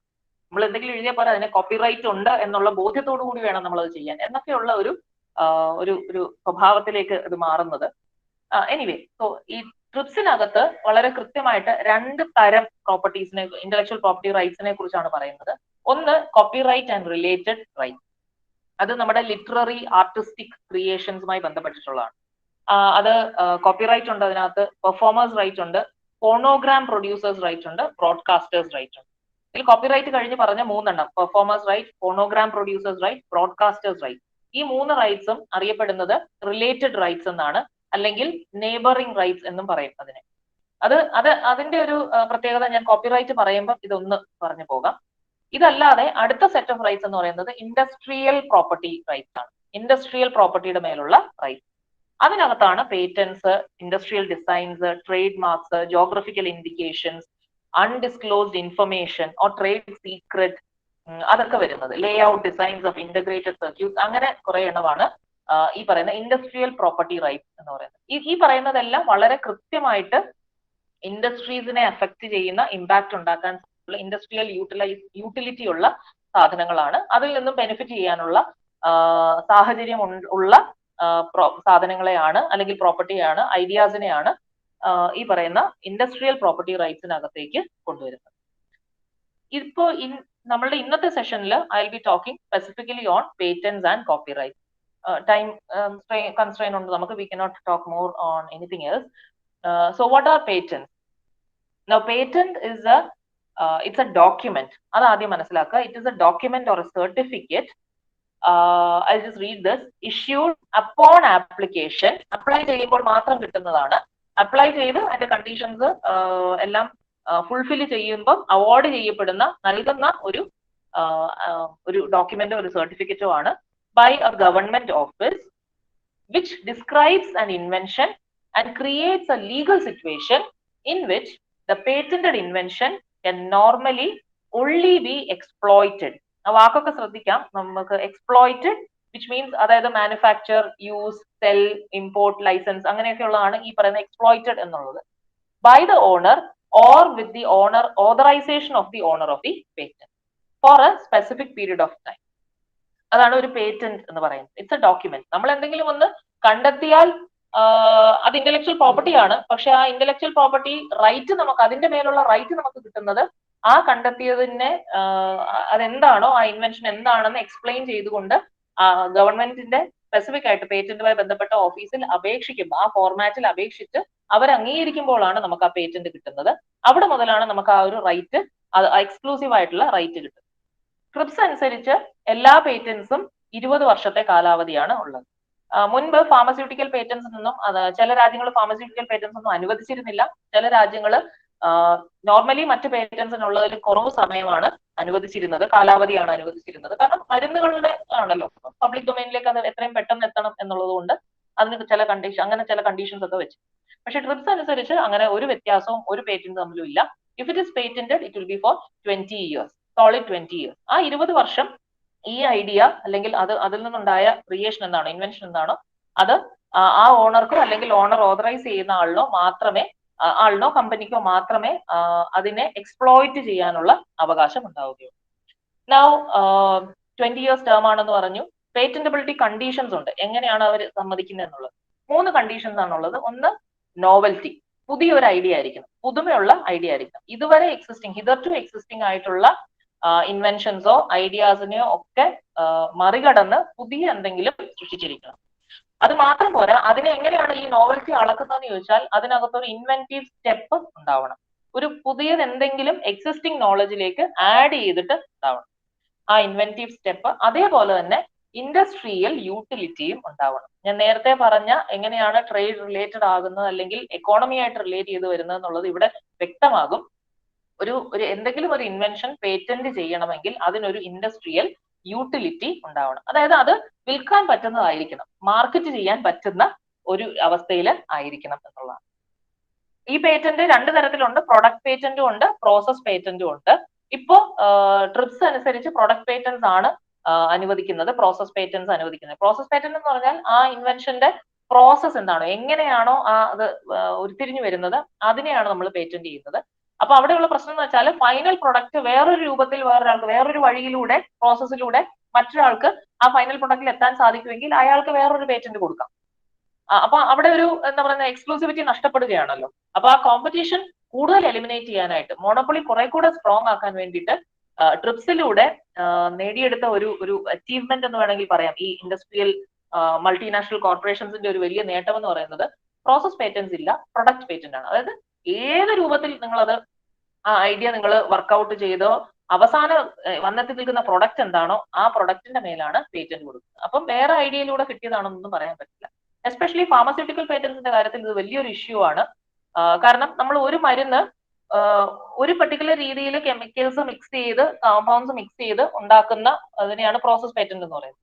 അപ്പൊ അതേ മരുന്നിന്റെ തന്നെ ജനറിക് വേർഷൻ വേറെ ചില കോമ്പൗണ്ട്സ് മിക്സ് ചെയ്തിട്ട് അല്ലെങ്കിൽ അതിന്റെ കൂടെ വേറെ ഏതെങ്കിലും കോമ്പൗണ്ട്സ് മിക്സ് ചെയ്തിട്ടും ഉണ്ടാക്കാൻ സാധിക്കുമായിരുന്നു. പക്ഷെ ഇപ്പൊ അത് സമ്മതിക്കില്ല. ഫൈനൽ പ്രൊഡക്റ്റ് എന്താണോ, എന്ത് ട്രീറ്റ്മെന്റിന് വേണ്ടിയാണോ അല്ലെങ്കിൽ ഏത് തരത്തിലുള്ള എഫക്റ്റ് ആണോ ശരീരത്തിൽ ഉണ്ടാക്കുന്നതെന്ന് നമ്മൾ ക്ലെയിം ചെയ്യുന്നത്, ആ പറയുന്ന എഫക്റ്റ് ഉണ്ടാക്കുന്ന വേറൊരു മരുന്ന് വേറൊരാൾക്ക് ഉണ്ടാക്കാൻ സാധിക്കില്ല. അതേപോലെ ഏത് മെത്തേഡ് ഉപയോഗിച്ചിട്ടാണെങ്കിലും ഉണ്ടാക്കാൻ സാധിക്കില്ല. ഫൈനൽ പ്രൊഡക്റ്റ് ആണ് പേറ്റന്റ് ചെയ്യുന്നത്. അത് ഒത്തിരി ഇഷ്യൂസ് ഉണ്ടാക്കുന്ന ഒരു ഏരിയ ആണ് ഈ പറയുന്ന പ്രൊഡക്റ്റ് പേറ്റന്റ് എന്ന് പറയുന്നത്.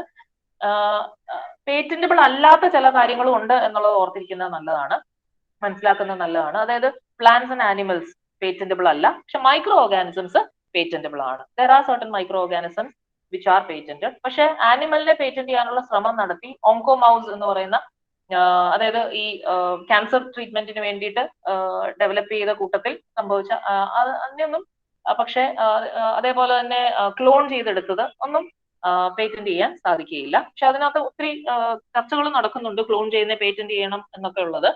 പക്ഷെ അതൊക്കെ ഭയങ്കര ഡ്രാസ്റ്റിക് ഇംപ്ലിക്കേഷൻസ് ഉണ്ട് സൊസൈറ്റിയുടെ മേല്. അതേപോലെ തന്നെ ഇപ്പം മിയർ റീഅറേഞ്ച്മെന്റ്, അതായത് ഓൾറെഡി എക്സിസ്റ്റിംഗ് ആയിട്ടുള്ള പല കാര്യങ്ങൾ കൂട്ടിച്ചേർത്തുകൊണ്ട് പുതിയതൊന്നാണെന്ന് കാണിക്കാൻ ശ്രമിച്ചു കഴിഞ്ഞാലും അതും പേറ്റന്റബിൾ അല്ല. അങ്ങനെ ചില കണ്ടീഷൻസ് പറയുന്നുണ്ട് എന്ത് പേറ്റന്റ് ചെയ്യാം എന്ത് പേറ്റന്റ് ചെയ്യാൻ പാടില്ല എന്നുള്ളത്. മിയർ റീഅറേഞ്ച്മെന്റിന്റെ ഒരു എക്സാമ്പിൾ ആണ് ഒരു മരുന്ന് നമ്മൾ ഓൾറെഡി എക്സിസ്റ്റിംഗ് മരുന്നിനെ തന്നെ വേറൊരു മരുന്നുമായിട്ട് കമ്പൈൻ ചെയ്ത് എക്സിസ്റ്റിംഗ് ആയിട്ടുള്ള രണ്ട് മരുന്നുകളെ കമ്പൈൻ ചെയ്തിട്ട് പുതിയൊരു മരുന്നായിട്ട് മാർക്കറ്റിൽ സെൽ ചെയ്യാൻ അല്ലെങ്കിൽ പേറ്റന്റ് ചെയ്യാൻ ശ്രമിച്ചാൽ, ഇൻട്രൊഡ്യൂസ് ചെയ്ത് പേറ്റന്റ് ചെയ്യാൻ ശ്രമിച്ചാൽ ഈ രണ്ട് മരുന്നുകളുടെയും ഓൾറെഡി ഉള്ള ഗുണങ്ങൾ എന്താണോ, എന്ത് ട്രീറ്റ്മെന്റ് ആണോ പോസിബിൾ ആവുന്നത്, അതിൽ കൂടുതലായി എന്തെങ്കിലും ഈ പുതിയ കോമ്പിനേഷൻ മരുന്നിൽ ഉണ്ടെങ്കിൽ മാത്രമേ അത് പേറ്റന്റബിൾ ആവുകയുള്ളൂ. ഇത് തന്നെ അതായത് ഒരു ഹാർട്ട് പേഷ്യന്റ് 2 ഗുളികകൾ കഴിക്കുന്നുണ്ട്. ആ 2 ഗുളികകളെയും കൂടെ ചേർത്ത് ഒറ്റ ഗുളികയായിട്ട് ഇതേ എഫക്ട് കിട്ടുന്ന ഒറ്റ ഗുളികയായിട്ട് മാറ്റിയതുകൊണ്ട് അത് പേറ്റന്റഡ് ആവുന്നില്ല.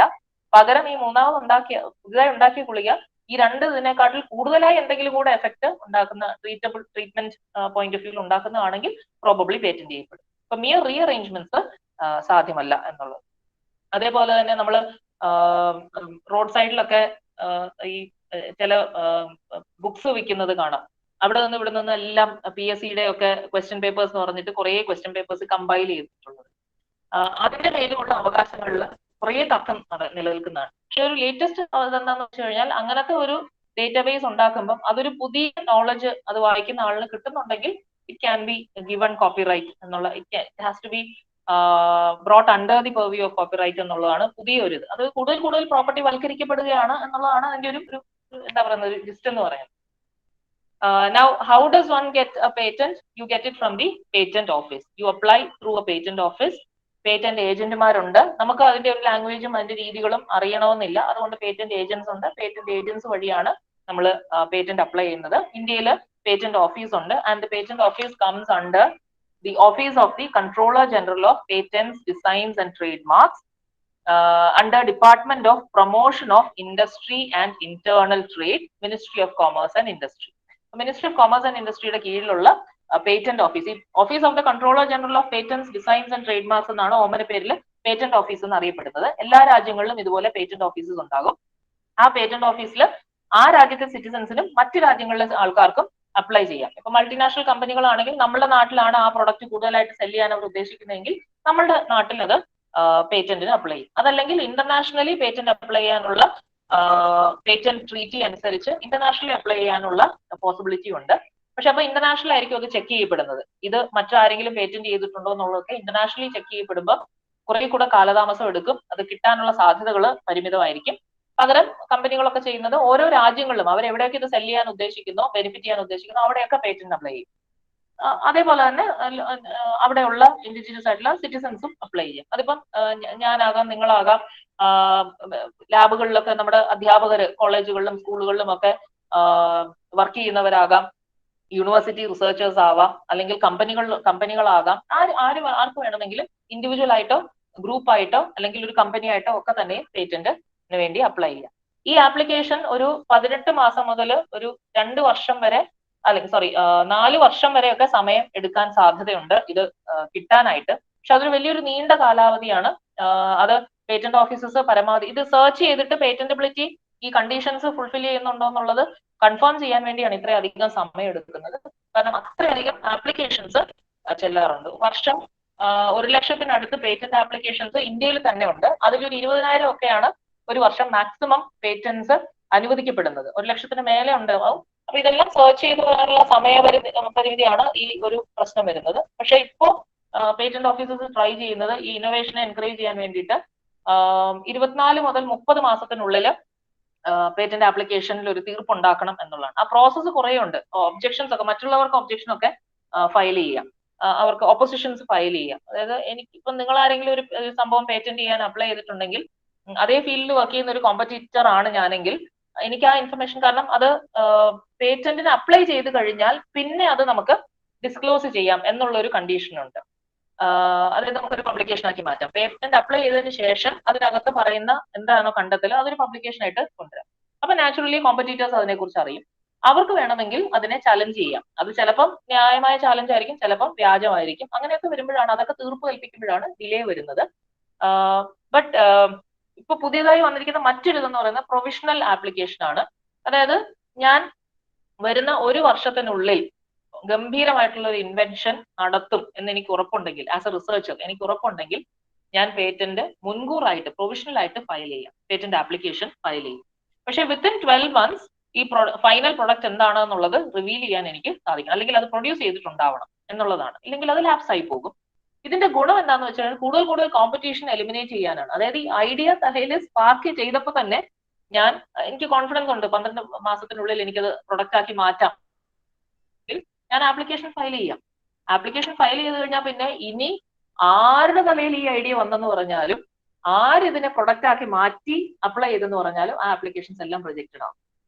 കാരണം ഞാൻ ഫസ്റ്റ് കം ഫസ്റ്റ് സെർവ് എന്നുള്ളൊരു പോളിസിയാണ്. ഞാൻ ഈ ആപ്ലിക്കേഷൻ ഫയൽ ചെയ്ത് കഴിഞ്ഞാൽ എന്റെ തലയിലാണ് ഈ ഐഡിയ ആദ്യം വന്നത് എന്നാണ് ലോകം അംഗീകരിക്കേണ്ടത്. അതാണ് ഇതിന്റെ അതിന്റെ ഒരു കമേഴ്ഷ്യൽ വൽക്കരിക്കപ്പെടുമ്പോൾ ഉള്ള ഒരു ഗുണവും ദോഷവും എന്നൊക്കെ പറയും. അപ്പൊ ഇതിനകത്ത് നമ്മൾ അറിഞ്ഞിരിക്കേണ്ട ഒരു കാര്യം എന്താണെന്ന് വെച്ച് കഴിഞ്ഞാൽ, അക്കാഡമിക് കമ്മ്യൂണിറ്റി പ്രത്യേകിച്ചും ശ്രദ്ധിക്കേണ്ട ഒരു കാര്യം, നമ്മളുടെ ഒരു പൊതു സ്വഭാവം എന്ന് പറയുന്നത് പബ്ലിഷ് ഓർ പെറിഷ് എന്നുള്ളതാണ്. നമ്മൾ മനസ്സിലാക്കി പഠിച്ചു വെച്ചിരിക്കുന്ന ഒരു കാര്യം. എനിക്കൊരു പുതിയ ഐഡിയ എന്റെ കൈവശം ഉണ്ടെങ്കിൽ അത് എത്രയും പെട്ടെന്ന് യുറേക്ക എല്ലാവരെയും വിളിച്ചറിയിക്കുക എന്നുള്ളതാണ് എനിക്ക് കിട്ടാനുള്ള ഏറ്റവും വലിയ ക്രെഡിറ്റ് ആയിട്ട് ഇത്രയും കാലവും നമ്മൾ കണ്ടിരുന്നത്. ഒരു റിസർച്ചറിന് കിട്ടുന്ന ഏറ്റവും വലിയ ക്രെഡിറ്റ് എന്ന് പറയുന്നത് അയാൾ എന്താണോ അത് ലോകത്തിന് മുഴുവൻ വിളിച്ചറിയിക്കുക, ഏറ്റവും നല്ല ജേർണലിൽ പബ്ലിഷ് ചെയ്യുക എന്നുള്ളതാണ്. പക്ഷേ ഈ ആപ്ലിക്കേഷൻ ഫയൽ ചെയ്യാതെ ഞാൻ അങ്ങനെ പബ്ലിഷ് ചെയ്താൽ പിന്നെ എനിക്ക് ആപ്ലിക്കേഷൻ, അത് പബ്ലിക് ഡൊമൈനിലായി പൊതു സ്വത്തായിട്ട് അത് മാറുകയും എനിക്ക് ആപ്ലിക്കേഷൻ ഫയൽ ചെയ്യാനുള്ള അവകാശം ഇല്ലാതാവും. അതേസമയം ഇത് പൊതുസ്വത്തായി കഴിഞ്ഞ ശേഷം മറ്റൊരാൾക്ക് അതേ ഐഡിയ ഉപയോഗിച്ചുകൊണ്ട് ഫയൽ ചെയ്യാനും പറ്റില്ല. ഈ ഒരു ഐഡിയ അല്ലെങ്കിൽ ഈ പ്രൊഡക്റ്റ് പേറ്റന്റബിൾ അല്ലാതായി മാറുകയാണ് കംപ്ലീറ്റ്ലി. പിന്നെ അല്ലെങ്കിൽ നല്ല പൂർവ്വ ബുദ്ധി ഉപയോഗിച്ച് ഈ ഐഡിയയുടെ വേറൊരു രൂപത്തിലാക്കി നല്ല ഭംഗിയായിട്ട് പേറ്റന്റ് ആപ്ലിക്കേഷൻ ഡ്രാഫ്റ്റ് ചെയ്ത് വേറൊരാൾ ചിലപ്പോൾ സബ്മിറ്റ് ചെയ്ത് കഴിഞ്ഞാൽ അയാൾക്ക് കിട്ടിയെന്ന് വരാം. പക്ഷെ എന്തായാലും ഇത് പബ്ലിഷ് ചെയ്യുന്നതോടുകൂടി പേറ്റന്റബിലിറ്റിയുടെ ചാൻസസ് നിയർലി സീറോ ആവുകയാണ്, ഓൾമോസ്റ്റ് സീറോ ആയിട്ട് മാറുകയാണ്. പക്ഷെ അക്കാഡമിക് കമ്മ്യൂണിറ്റി ഇത്രയും കാലവും ശീലിച്ചിരിക്കുന്നത് ഈ പബ്ലിഷ് ചെയ്യുക എന്നുള്ളതാണ്. പേറ്റന്റ് ചെയ്യണം എന്നുള്ള, അല്ലെങ്കിൽ ഈ ഇന്റലക്ച്വൽ പ്രോപ്പർട്ടി റൈറ്റ്സ് എന്ന് പറയുന്ന ഐഡിയയെ കുറിച്ച് കൂടുതൽ അക്കാഡമിക് സൊസൈറ്റിയെ അവെയർ ആക്കുന്നതിന്റെ ഒരു ഉദ്ദേശം, പബ്ലിഷ് ചെയ്തോളൂ, പക്ഷെ പബ്ലിഷ് ചെയ്യുന്നതിന് തൊട്ട് മുൻപേ തന്നെ അത് പേറ്റന്റ് ചെയ്യാനും കൂടെ ശ്രമിക്കുക, അല്ലെങ്കിൽ അതിന്റെ മേലെ എന്തെങ്കിലും രീതിയിലുള്ള ഒരു ഇന്റലക്ച്വൽ പ്രോപ്പർട്ടി റൈറ്റ് നേടിയെടുക്കാൻ ശ്രമിക്കുക. അത് പേറ്റന്റ് തന്നെ ആവണമെന്നില്ല, ചിലപ്പോൾ അതൊരു ട്രേഡ് മാർക്ക് ആവാം, അല്ലെങ്കിൽ ട്രേഡ് സീക്രട്ട് ആവാം. ട്രേഡ് സീക്രറ്റിനുള്ള സാധ്യതകൾ കുറവാണ്. അതിപ്പം കൊക്കോകോള പോലെയൊക്കെയുള്ള അല്ലെങ്കിൽ KFC പോലെയുള്ള പ്രൊഡക്ട്സിന്റെ മേലൊക്കെ നമ്മൾ കണ്ടുവരുന്നതാണ് ഈ ട്രേഡ് സീക്രട്ട് എന്ന് പറയുന്നത്. റെസിപ്പീസിന്റെ മേലൊക്കെയാണ് കൂടുതലായിട്ടും ട്രേഡ് സീക്രറ്റ്സ് കണ്ടുവരുന്നത്. റിസർച്ചേഴ്സിനെ സംബന്ധിച്ചിടത്തോളം പേറ്റന്റ് അല്ലെങ്കിൽ ട്രേഡ് മാർക്ക് എന്നൊക്കെ ഉള്ളതാണ്, ഇൻഡസ്ട്രിയൽ ഡിസൈൻ എന്നൊക്കെ പറഞ്ഞു പോകുന്നതാണ്.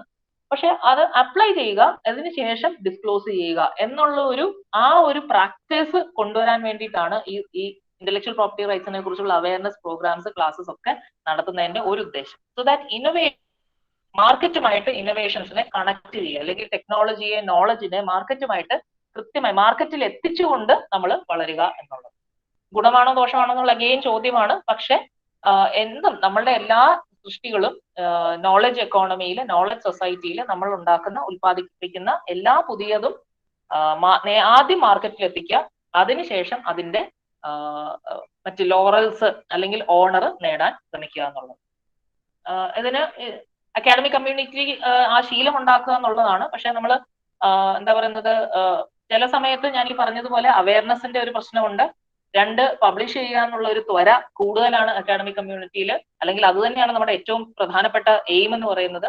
മൂന്നാമത്തത് ഈ ഫയൽ ചെയ്യാനുള്ള ഒരു പ്രോസസ്സിനെ കുറിച്ചുള്ള അറിവില്ലായ്മയാണ്. അത് വളരെ ടീഡിയസ് ആയിട്ടുള്ള പ്രോസസ്സാണ്. ഞാൻ നേരത്തെ പറഞ്ഞ നോവൽറ്റി, ഇൻവെന്റീവ് സ്റ്റെപ്പ് എന്നൊക്കെ പറയുന്നത് ഏറ്റവും നിസ്സാരമായിട്ടുള്ള ഒരു ഇൻവെൻഷനെയും ഒരു ഐഡിയയെയും ഈ പേറ്റന്റ് ആപ്ലിക്കേഷൻ എത്ര ഭംഗിയായിട്ട് ഡ്രാഫ്റ്റ് ചെയ്യുന്നോ അതിനനുസരിച്ച് പേറ്റന്റബിൾ ആക്കി മാറ്റും എന്നുള്ളതാണ്. ഏറ്റവും നിസ്സാരമായിട്ട് തോന്നുന്ന കാര്യവും പേറ്റന്റബിൾ ആവാം എന്നുള്ളതാണ്.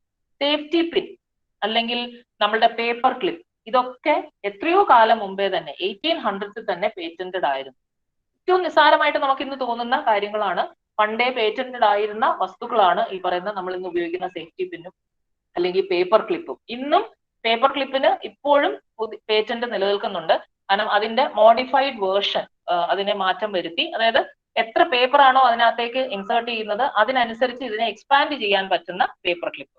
നമ്മൾ സാധാരണ കണ്ടുവരുന്ന ആ കറുത്ത ഒരു പേപ്പർ ക്ലിപ്പ് ഉണ്ടല്ലോ, അതിന് ഒരു സ്പെസിഫിക് കപ്പാസിറ്റി ഉണ്ട്, അല്ലെങ്കിൽ അതിൽ കൂടുതൽ വലുത് വാങ്ങണം. പക്ഷെ ഇത് പേപ്പറിനനുസരിച്ച് എക്സ്പാൻഡ് ചെയ്യാൻ പറ്റുന്ന മെറ്റീരിയൽ ഉപയോഗിച്ച് ഉണ്ടാക്കിയിരിക്കുന്ന പേപ്പർ ക്ലിപ്പാണ് ഇപ്പോൾ പേപ്പർ ക്ലിപ്പിൽ ഏറ്റവും ലേറ്റസ്റ്റ് ആയിട്ട് പേറ്റന്റ് ചെയ്തിരിക്കുന്ന പ്രൊഡക്റ്റ്. 20 വർഷത്തേക്കേ ഉള്ളൂ. 20 വർഷം കഴിയുമ്പോൾ ആർക്ക് വേണമെങ്കിലും അത് ഉണ്ടാക്കാൻ സാധിക്കും. അപ്പൊ വേണമെങ്കിൽ പുതിയ എന്തെങ്കിലും അതിനകത്ത് മാറ്റങ്ങൾ വരുത്തുമ്പോഴത്തേക്ക് അത് വേണമെങ്കിൽ പുതിയൊരു പേറ്റന്റിന് സാധ്യമാണ്. അപ്പൊ ഈ ഏറ്റവും നിസ്സാരമെന്ന് തോന്നുന്ന, ഇൻഫാക്ട് ഇന്ത്യയിലെ ആദ്യത്തെ പേറ്റന്റ് എന്ന് പറയുന്നത് അങ്ങനെ വളരെ നിസ്സാരമായിട്ടുള്ള 1800s ഒരു ഡി പെന്നിങ് എന്ന് പറയുന്ന ബ്രിട്ടീഷറിനാണ് ആദ്യത്തെ പേറ്റന്റ് കിട്ടുന്നത്. ഡി പെന്നിങ് തന്നെ പിന്നീട് ഡിപെൻഡിങ് ആൻഡ് ഡിപെൻഡിങ് എന്ന് പറഞ്ഞിട്ട് ഒരു പേറ്റന്റ് ഫേം തന്നെ തുടങ്ങി. അതായത് പേറ്റന്റ് ഏജന്റ് ആയിട്ട് മാറുകയാണ് ചെയ്യുന്നത്. ഏജൻസി ആയിട്ട് ഫേം ആയിട്ട് മാറി. കാരണം അത്രയും അവർ പിന്നെയും കുറെ പേറ്റന്റ്സ്, ബ്രിട്ടീഷ് പേറ്റന്റ്സ് അവർക്ക് നേടാൻ സാധിച്ചു ബ്രിട്ടീഷ് ഇന്ത്യയിൽ. അതെന്ന് പറയുന്നത് അതിന്റെ പേര് പങ്ക പുള്ളിംഗ് മെഷീൻ എന്നാണ്. വളരെ നിസ്സാരമായിട്ടുള്ള ഒരു കാര്യമാണ്. അതായത് പ്രസന്റേഷനിൽ അതിന്റെ ഫോട്ടോ ഉണ്ടായിരുന്നു. അതായത് ഒരു സ്ത്രീ ചാരുകസയിൽ ഇരുന്ന് പുസ്തകം വായിക്കുന്നു. അവരുടെ മുൻപിൽ, അത് പേറ്റന്റ് ആപ്ലിക്കേഷനിൽ കൊടുത്ത ഡിസൈൻ ആണത്. അവരുടെ മുൻപിൽ പണ്ടത്തെ മോഡൽ ഫാനാണ്, ഇങ്ങനെ ലീഫ് ഇങ്ങനെ ആകുന്നത്. പഴയ ഈ കൊട്ടാരങ്ങളൊക്കെ കാണിക്കുന്നിടത്ത് ഒരാൾ സൈഡിൽ നിന്ന് ഒരു ബട്ടൺ ഇങ്ങനെ വലിക്കുമ്പോൾ ഈ തുണി അങ്ങോട്ടും ഇങ്ങോട്ടും നീങ്ങി കാറ്റ് പ്രൊഡ്യൂസ് ചെയ്യപ്പെടുന്ന, ക്രിയേറ്റ് ചെയ്യപ്പെടുന്ന ആ പങ്ക, ആ മോഡല്. ഇത് ഈ മെഷീൻ ആവുന്നത് എങ്ങനെയാണെന്ന് വെച്ചാൽ അവർ അതിന്റെ അറ്റത്ത് താഴെ ഒരു പെഡൽ ഫിക്സ് ചെയ്തിട്ട് ആ പെഡലിൽ ഇവർ ചവിട്ടുന്ന അനുസരിച്ച് ഇത് മൂവ് ചെയ്യുന്നു. അതായത് വേറൊരാള് അത് വലിക്കാൻ ഒരാളെ അവിടെ അപ്പോയിന്റ് ചെയ്യേണ്ട ആവശ്യമില്ല. ഈ ആളിന് തന്നെ അവരുടെ മുൻപിൽ ഇരിക്കുന്ന കാലുകൊണ്ട് വെറുതെ നമ്മൾ തയ്യൽ മെഷീനൊക്കെ ചവിട്ടുന്ന പോലെ ചവിട്ടി കൊടുക്കുമ്പോൾ ഇത് ഇങ്ങനെ മൂവ് ചെയ്യുന്നു. അതായിരുന്നു ഇന്ത്യയിൽ കൊടുക്കപ്പെട്ട ആദ്യത്തെ പേറ്റന്റ്. അത് ബ്രിട്ടീഷ് കാലഘട്ടത്തിലാണ് കൊടുക്കപ്പെട്ട ആദ്യത്തെ. 1870 മറ്റോ ആണ് അത്. 1856 ജോർജ് ആൽഫ്രഡ് ഡി പെന്നിങ്ങിന് കൊടുക്കുന്നത്. അപ്പൊ ഏറ്റവും നിസ്സാരമായിരിക്കാം, പക്ഷെ അതിനെ ഭംഗിയായിട്ട് പങ്ക പുള്ളിംഗ് മെഷീൻ എന്നൊക്കെ പറഞ്ഞ് ഭംഗിയായിട്ട് അതിന്റെ ഡിസൈനും ഒക്കെ കൊടുത്ത് എഴുതി അത് ഡ്രാഫ്റ്റ് ചെയ്ത് സബ്മിറ്റ് ചെയ്ത് കഴിഞ്ഞാൽ chances of getting a patent is much more. Definitely professional help വേണ്ടി വരും. ആ പ്രൊഫഷണൽ ഹെൽപ്പ് കുറച്ച് എക്സ്പെൻസീവ് ആണ്. അപ്പൊ സ്വാഭാവികമായിട്ടും, കാരണം പേറ്റന്റിന് ഓഫീസിൽ ഫയൽ ചെയ്യുമ്പം ഒരു 5000 രൂപയ്ക്കകത്തെ ചെലവ് വരുന്നുള്ളൂ എങ്കിൽ ഈ പേറ്റന്റ് ഏജന്റിന് അല്ലെങ്കിൽ ഡ്രാഫ്റ്റ് ചെയ്യുന്ന ലീഗൽ ഫേംസ് ആണ് ഇത് ചെയ്യുന്നത്. അവർ ചിലപ്പം 50,000 1 ലക്ഷം ഒക്കെ ചാർജ് ചെയ്യുന്നുണ്ട്. Chances of getting the patent is more. അതിപ്പോ ഒരു കോടതിയിൽ നമ്മൾ വക്കീലിനെ അപ്പോയിന്റ് ചെയ്യുന്നത് പോലെ തന്നെയാണ്. നമ്മൾ നേരിട്ട് കേസ് വാദിക്കുന്നത് പോലെയല്ല. ഒരു ലോയറുടെ സഹായം നേടുമ്പോൾ കോടതി ഫീസ് നിസ്സാരമായിരിക്കാം, പക്ഷെ ലോയറുടെ ഫീസ് വളരെ കൂടുതലായിരിക്കും. പക്ഷെ ആ ലോയറിന്റെ മിടുക്കനുസരിച്ചിരിക്കും ഈ കേസ് ജയിക്കും. അതുപോലെ തന്നെയാണ് ഇവിടെയും. അപ്പൊ അങ്ങനെയൊക്കെ വരുമ്പോഴത്തേക്ക് അക്കാഡമിക് കമ്മ്യൂണിറ്റി, അതിന് പ്രത്യേകിച്ച് ഫണ്ടൊന്നും ആരും തരാത്തത് കൊണ്ട് അക്കാഡമിക് കമ്മ്യൂണിറ്റി ഇതിനു വേണ്ടി മെനക്കെടില്ല. പിന്നെ ഈ ടൈം ഫ്രെയിം ഒരു വലിയ പ്രശ്നമാണ്. അത് ഒഴിവാക്കാനാണ് ഈ പ്രൊവിഷണൽ ആപ്ലിക്കേഷന്റെ പോസിബിലിറ്റി ഉള്ളത്. കാരണം PhD സബ്മിറ്റ് ചെയ്യുമോ അതോ പേറ്റന്റിന് വേണ്ടി വെയിറ്റ് ചെയ്യുമോ എന്നുള്ളൊരു പ്രശ്നം വരും. അപ്പൊ അത് ഒഴിവാക്കാനാണ് ഇപ്പൊ ഈ പ്രൊവിഷണൽ ആപ്ലിക്കേഷൻ ഒക്കെ വരുന്നത്. അപ്പം ഈ ആപ്ലിക്കേഷൻ നിലനിൽക്കുമ്പോൾ തന്നെ നമുക്ക് PhD സബ്മിറ്റ് ചെയ്യുകയും ചെയ്യാം. പ്രൊവിഷണൽ ആപ്ലിക്കേഷൻ അവിടെ കിടക്കുന്നത് കൊണ്ട് അതിന്റെ എക്സ്ക്ലൂസിവിറ്റി നമുക്ക് തന്നെ കിട്ടുകയും ചെയ്യും എന്നുള്ള പേറ്റന്റ് റൈറ്റ്സ് നമുക്ക് ഭാവിയിൽ ഫുൾ ആപ്ലിക്കേഷൻ കൊടുക്കുന്ന സമയത്ത് നമുക്ക് ക്ലെയിം ചെയ്യാം എന്നുള്ളത്. But academic community should come forward. It is one way of making revenue for the institution എന്നുള്ളതാണ്. But for those who are present here, maybe you can inform those people whom you are teaching. നമ്മൾ സ്കൂൾസിലും കോളേജസിലും ഒക്കെ പോകുമ്പോൾ അവിടെ ഈ information pass on ചെയ്യാം, റിസർച്ചേഴ്സിനെ encourage ചെയ്യാം എന്നുള്ളതാണ് നിങ്ങൾക്കൊക്കെ ഉള്ള ഒരു ടാസ്ക് എന്ന് പറയുന്നത്. സ്കൂൾ കുട്ടികൾ പേറ്റന്റ് ചെയ്ത ചരിത്രമുണ്ട് കേരളത്തില്. കോട്ടൺ ഹിൽ സ്കൂളിലെ പെൺകുട്ടികള് ചെരുപ്പ്, സാധാരണ പെൺകുട്ടികളുടെ സാൻഡലിന്റെ മുകളിലുള്ള ഡിസൈനില്, അതായത് ഡ്രസ്സിനനുസരിച്ച് കളർ മാറ്റി ഉപയോഗിക്കാവുന്ന ഒരു ഡിസൈൻ അതിന്റെ മേലിൽ ഇങ്ങനെ ഫിക്സ് ചെയ്യാം. ഈ വാച്ചിന്റെ നിങ്ങൾ ശ്രദ്ധിച്ചിട്ടുണ്ടാവും, ഈ ഡയൽ ഇങ്ങനെ കളർ മാറ്റാവുന്ന ചില വാച്ചുകളുണ്ട് പ്ലാസ്റ്റിക് ഇതിലൊക്കെ ഉള്ളത്. ആ ഡയലിന് ഡ്രസ്സിന്റെ കളർ അനുസരിച്ച് ചുമപ്പ്, പച്ച, മഞ്ഞ ഒക്കെ നമ്മൾ മാറ്റുന്നുണ്ട്. ജസ്റ്റ് ലൈക്ക് ദാറ്റ് ചെരുപ്പിലും അത് പറ്റുന്ന ഒരു ഡിസൈൻ ഉണ്ടാക്കിയിട്ട് ആ കുട്ടികൾ അത് +1 +2 ആ ഇതിലുള്ള കുട്ടികളാണ്. And then or sorry 9th സ്റ്റാൻഡേർഡിൽ പഠിക്കുന്ന കുട്ടികളാണ്. And they were given a patent for that particular design. But they were not able to industrial utility ഉള്ള ഒരു പ്രൊഡക്റ്റ് ആണ്. പക്ഷേ അൺഫോർച്ചുനേറ്റ്ലി അത് ഇൻഡസ്ട്രിയൽ യൂട്ടിലിറ്റി ഒന്നും സംഭവിച്ചില്ല. 20 വർഷത്തിന് ശേഷം അത് പബ്ലിക് ഡൊമൈനിൽ ആകുമ്പോഴത്തേക്ക് നമ്മൾ കടകളിൽ നമുക്ക് മേ ബി ഒരു 10 years ഫ്രം നൗ കടകളിൽ അത് ഏതെങ്കിലുമൊക്കെ കമ്പനികൾ ഇറക്കുന്നത് കാണാം. അവർക്ക് ജസ്റ്റ് നീഡ് ടു വെയിറ്റ് എന്നുള്ളതേ ഉള്ളൂ. പണച്ചെലവ് അല്ലെങ്കിൽ ഈ കുട്ടികൾക്ക് പണം കൊടുത്തത് വാങ്ങേണ്ടി വരും പേറ്റന്റ്. അതിന് ശ്രമിക്കുന്നില്ല. They just waiting for 10 years. ഈ ഐഡിയ ഏതായാലും പേറ്റന്റ് ചെയ്തുകൊണ്ട് വേറെ ആളെ ഞാൻ പേറ്റന്റ് ചെയ്യാനും പോകുന്നില്ലല്ലോ. അപ്പം there is possibility even in among school children. നമ്മൾ പല സയൻസ് പ്രോജക്റ്റുകളും പേറ്റന്റബിൾ ആകാവുന്നതാണ് എന്നാണ് ഗവൺമെന്റുകളുടെ ഒക്കെ ഒരു കണ്ടെത്തൽ അല്ലെങ്കിൽ ഒരു കോൺസെപ്റ്റ് എന്നുള്ളത്. അടുത്ത് നമ്മൾ കോപ്പിറൈറ്റിലേക്ക് പോകാം. I think teacher I think I will have another 10 minutes, hardly 10 minutes അല്ലേ? 11:45. 11:45. Right. Okay.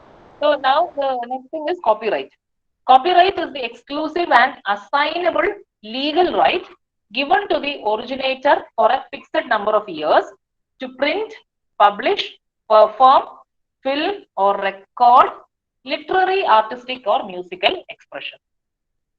അത് ഇവിടെയും ഈ അതിനെ എങ്ങനെ എക്സ്പ്ലോയിറ്റ് ചെയ്യാം എന്നുള്ളത് തന്നെയാണ് പറയുന്നത്. ഒരു പ്രത്യേക കാലയളവിലേക്ക് ലീഗലായിട്ട് അയാളുടെ ക്രിയേഷൻസ്, ലിറ്റററി, ആർട്ടിസ്റ്റിക്, മ്യൂസിക്കൽ എക്സ്പ്രഷൻസിന് മേല് കൊടുക്കുന്ന റൈറ്റ് ആണ് കോപ്പിറൈറ്റ് എന്ന് പറയുന്നത്. കോപ്പിറൈറ്റിന് പേറ്റന്റിൽ നിന്നും കുറേ അധികം വ്യത്യാസങ്ങളുണ്ട്. ഒന്നാമത് അത് കൈകാര്യം ചെയ്യുന്ന പ്രൊഡക്റ്റ് എന്ന് പറയുന്നത്, ഇന്റലക്ച്വൽ പ്രോപ്പർട്ടി എന്ന് പറയുന്നത് പേറ്റന്റിനകത്ത് വരുന്ന പ്രോപ്പർട്ടിയിൽ നിന്നും വ്യത്യാസമുണ്ട്. ഇൻവെൻഷൻസ്, ഡിസൈൻസ് ഒന്നും അല്ല, ലിറ്റററി ആർട്ടിസ്റ്റിക് ക്രിയേഷൻസ് ആണ്. അത് പല രൂപത്തിൽ എക്സിബിറ്റ് ചെയ്യാനും സാധിക്കും, എക്സ്പ്രസ് ചെയ്യാനും സാധിക്കുന്നതാണ് ലിറ്റററി ആർട്ടിസ്റ്റിക് ക്രിയേഷൻസ്. കോപ്പിറൈറ്റിന്റെ ക്യാരക്ടറിസ്റ്റിക്സിൽ ഒന്ന് ഏറ്റവും ഇൻട്രസ്റ്റിംഗ് ആയിട്ടുള്ള ക്യാരക്ടറിസ്റ്റിക് എന്ന് പറയുന്നത് അപ്ലൈ ചെയ്യണം എന്നില്ല എന്നുള്ളതാണ്. പേറ്റന്റ് അപ്ലൈ ചെയ്താൽ മാത്രം അണ്ടർ കണ്ടീഷൻസ് കിട്ടുന്ന ഒന്നാണ് പേറ്റന്റ്. നമ്മൾ നേരത്തെ പറഞ്ഞ പേറ്റന്റബിലിറ്റി കണ്ടീഷൻസ് ഫുൾഫിൽ ചെയ്താൽ മാത്രം കിട്ടുന്ന ഒന്നാണ് പേറ്റന്റ്. പക്ഷെ കോപ്പിറൈറ്റിന് അങ്ങനെ അപ്ലൈ ചെയ്യണമെന്നില്ല. The moment you create something you have copyright over it. അതാണ് കോപ്പിറൈറ്റിന്റെ ഒരു ഇതെന്താ പറയുന്നത്, how you get your copyright എന്നുള്ളത് പറയുന്നത്. അതായത് ഞാനിപ്പോ ഒരു നോവൽ എഴുതിയാൽ അത് പ്രിന്റ് ചെയ്ത് നേരത്തെ ഒരു പുസ്തകം കാണിച്ചതുപോലെ ഈ പുസ്തകത്തിന്റെ രൂപത്തിലേക്ക് ആക്കണമെന്നില്ല. ഇത് ഈ ജസ്റ്റിനി ഏതെങ്കിലും ഒരു പേപ്പറിൽ എഴുതിയ ഹാൻഡ് റിട്ടൺ ആണ്, മാനുസ്ക്രിപ്റ്റ് എഴുതിയാലും മതി, അയാൾക്ക് അതിന്റെ കോപ്പിറൈറ്റ് ആയി. പക്ഷെ അവിടെ ഒരു ചെറിയൊരു പ്രശ്നമുള്ളത്, ഈ മാനുസ്ക്രിപ്റ്റ് എന്റെ കയ്യിൽ എന്റേതാണ് ഒറിജിനൽ എന്ന് ഞാൻ എങ്ങനെ സ്ഥാപിക്കും? നിങ്ങൾ ഒരു സിനിമ ഓർത്താൽ നല്ലതായിരിക്കും, ഉദയനാണ് താരം. If you remember, in that movie Mohanlal rights A screen play and Srinivasan takes it, makes a photocopy and gives it to the producer and they make a movie. Actually in that movie this Mohanlal, they even mention it. Mohanlal can claim challenge the producer of that the other producer, saying that his work has been stolen or it is a theft. കാരണം ആ original ആ സിനിമയിലുള്ള ഒരു പ്രശ്നം എന്ന് പറയുന്നത് original was still with Mohanlal. It was a copy that Sreenivasan gave. But if suppose Sreenivasan had gone with the original, how would Mohanlal say that it's his original? Handwriting വെച്ചിട്ട് കണ്ടുപിടിക്കാൻ വരുമല്ലോ. പ്രിന്റഡ് ആണ്, ടൈപ്ഡ് ആണെങ്കിൽ പിന്നെ എങ്ങനെ കണ്ടുപിടിക്കും? അവിടെ നമ്മളുടെ ആ വർക്ക് നമ്മുടേതാണെന്നും അത് ഒറിജിനലി നമ്മുടേതാണെന്നും മറ്റൊരാൾക്ക് മുൻപേ നമ്മളത് ക്രിയേറ്റ് ചെയ്തതാണെന്നും സ്ഥാപിക്കാനുള്ള ഏറ്റവും എളുപ്പമാർഗമായിട്ട് പറയുന്നത് you just mail it to yourself. അത് ഇമെയിൽ ആവാം, പോസ്റ്റൽ ആകാം, you just mail it yourself. ആ മാനുസ്ക്രിപ്റ്റ് അതിന്റെ ഒരു copy by post, registered post ആയിട്ട് എനിക്ക് തന്നെ ഞാൻ അയക്കുന്നു. അത് പൊട്ടിക്കാതെ അവിടെ വെച്ചേക്കുക. ആ ഡേറ്റ് വെച്ചിട്ടെങ്കിലും എനിക്ക് ക്ലെയിം ചെയ്യാൻ സാധിക്കുമല്ലോ. അല്ലെങ്കിൽ ഞാനത് ഇമെയിൽ ആയിട്ട് എനിക്ക് തന്നെ അയക്കുന്നു, അല്ലെങ്കിൽ മറ്റൊരാൾക്ക് അയച്ചു കൊടുക്കുന്നു. മറ്റൊരാൾക്ക് അയച്ചു കൊടുക്കുമ്പോൾ you should be able to trust that person. Mail അയക്കുന്നു, ആ ഡേറ്റ് വെച്ചിട്ട് നമുക്ക് ക്ലെയിം ചെയ്യാം. ആ ദിവസം എന്തായാലും ആ ആള് അത് പ്രൊഡ്യൂസ് ചെയ്തിട്ടുണ്ടായിരുന്നു എന്നുള്ളത്, അത് ക്രിയേറ്റ് ചെയ്തിട്ടുണ്ടായിരുന്നു എന്നുള്ളത് ക്ലെയിം ചെയ്യാൻ സാധിക്കും. പക്ഷെ there are certain copyrights which are ideally better to be registered, especially music composition, performers rights എന്ന് പറയുന്നത്. അതായത് ഒരു ഉദാഹരണം പറയുകയാണെങ്കിൽ കുറച്ചു നാൾ മുൻപുണ്ടായ ഒരു കോൺട്രവേഴ്സിയാണ്. നമ്മളുടെ ഗാനഗന്ധർവൻ യേശുദാസ് ഒരു പാട്ട് അദ്ദേഹത്തിനാണ് കോപ്പിറൈറ്റ് എന്ന് പറഞ്ഞ് ക്ലെയിം ചെയ്ത്. ആ ഗാനം അദ്ദേഹം പാടിയത് കൊണ്ടാണ് ആ പാട്ടിന് അത്രത്തോളം, ആ ഗാനത്തിന് അത്രത്തോളം പ്രശസ്തി അല്ലെങ്കിൽ അത് ശ്രദ്ധിക്കപ്പെടുന്നതെന്നും അദ്ദേഹത്തിന്റെ ശബ്ദമാണ് ആ ഗാനത്തെ അതാക്കി അതിന്റെ എന്താണോ അതിന് കിട്ടിയ വാല്യൂ, ആ വാല്യൂ ഉണ്ടാക്കിയത് എന്ന് പറഞ്ഞുകൊണ്ട് ഹി ഹാസ് ദ കോപ്പിറൈറ്റ് എന്ന് പറഞ്ഞു. അതായത് അദ്ദേഹം അത് സ്റ്റേജിൽ പാടുന്ന ആ ഒരു പ്രത്യേകത കാരണം, അല്ലെങ്കിൽ റെക്കോർഡ് ചെയ്തപ്പോൾ പാടിയ ഒരു പ്രത്യേകതയാണ് അതിന് കോപ്പിറൈറ്റ്.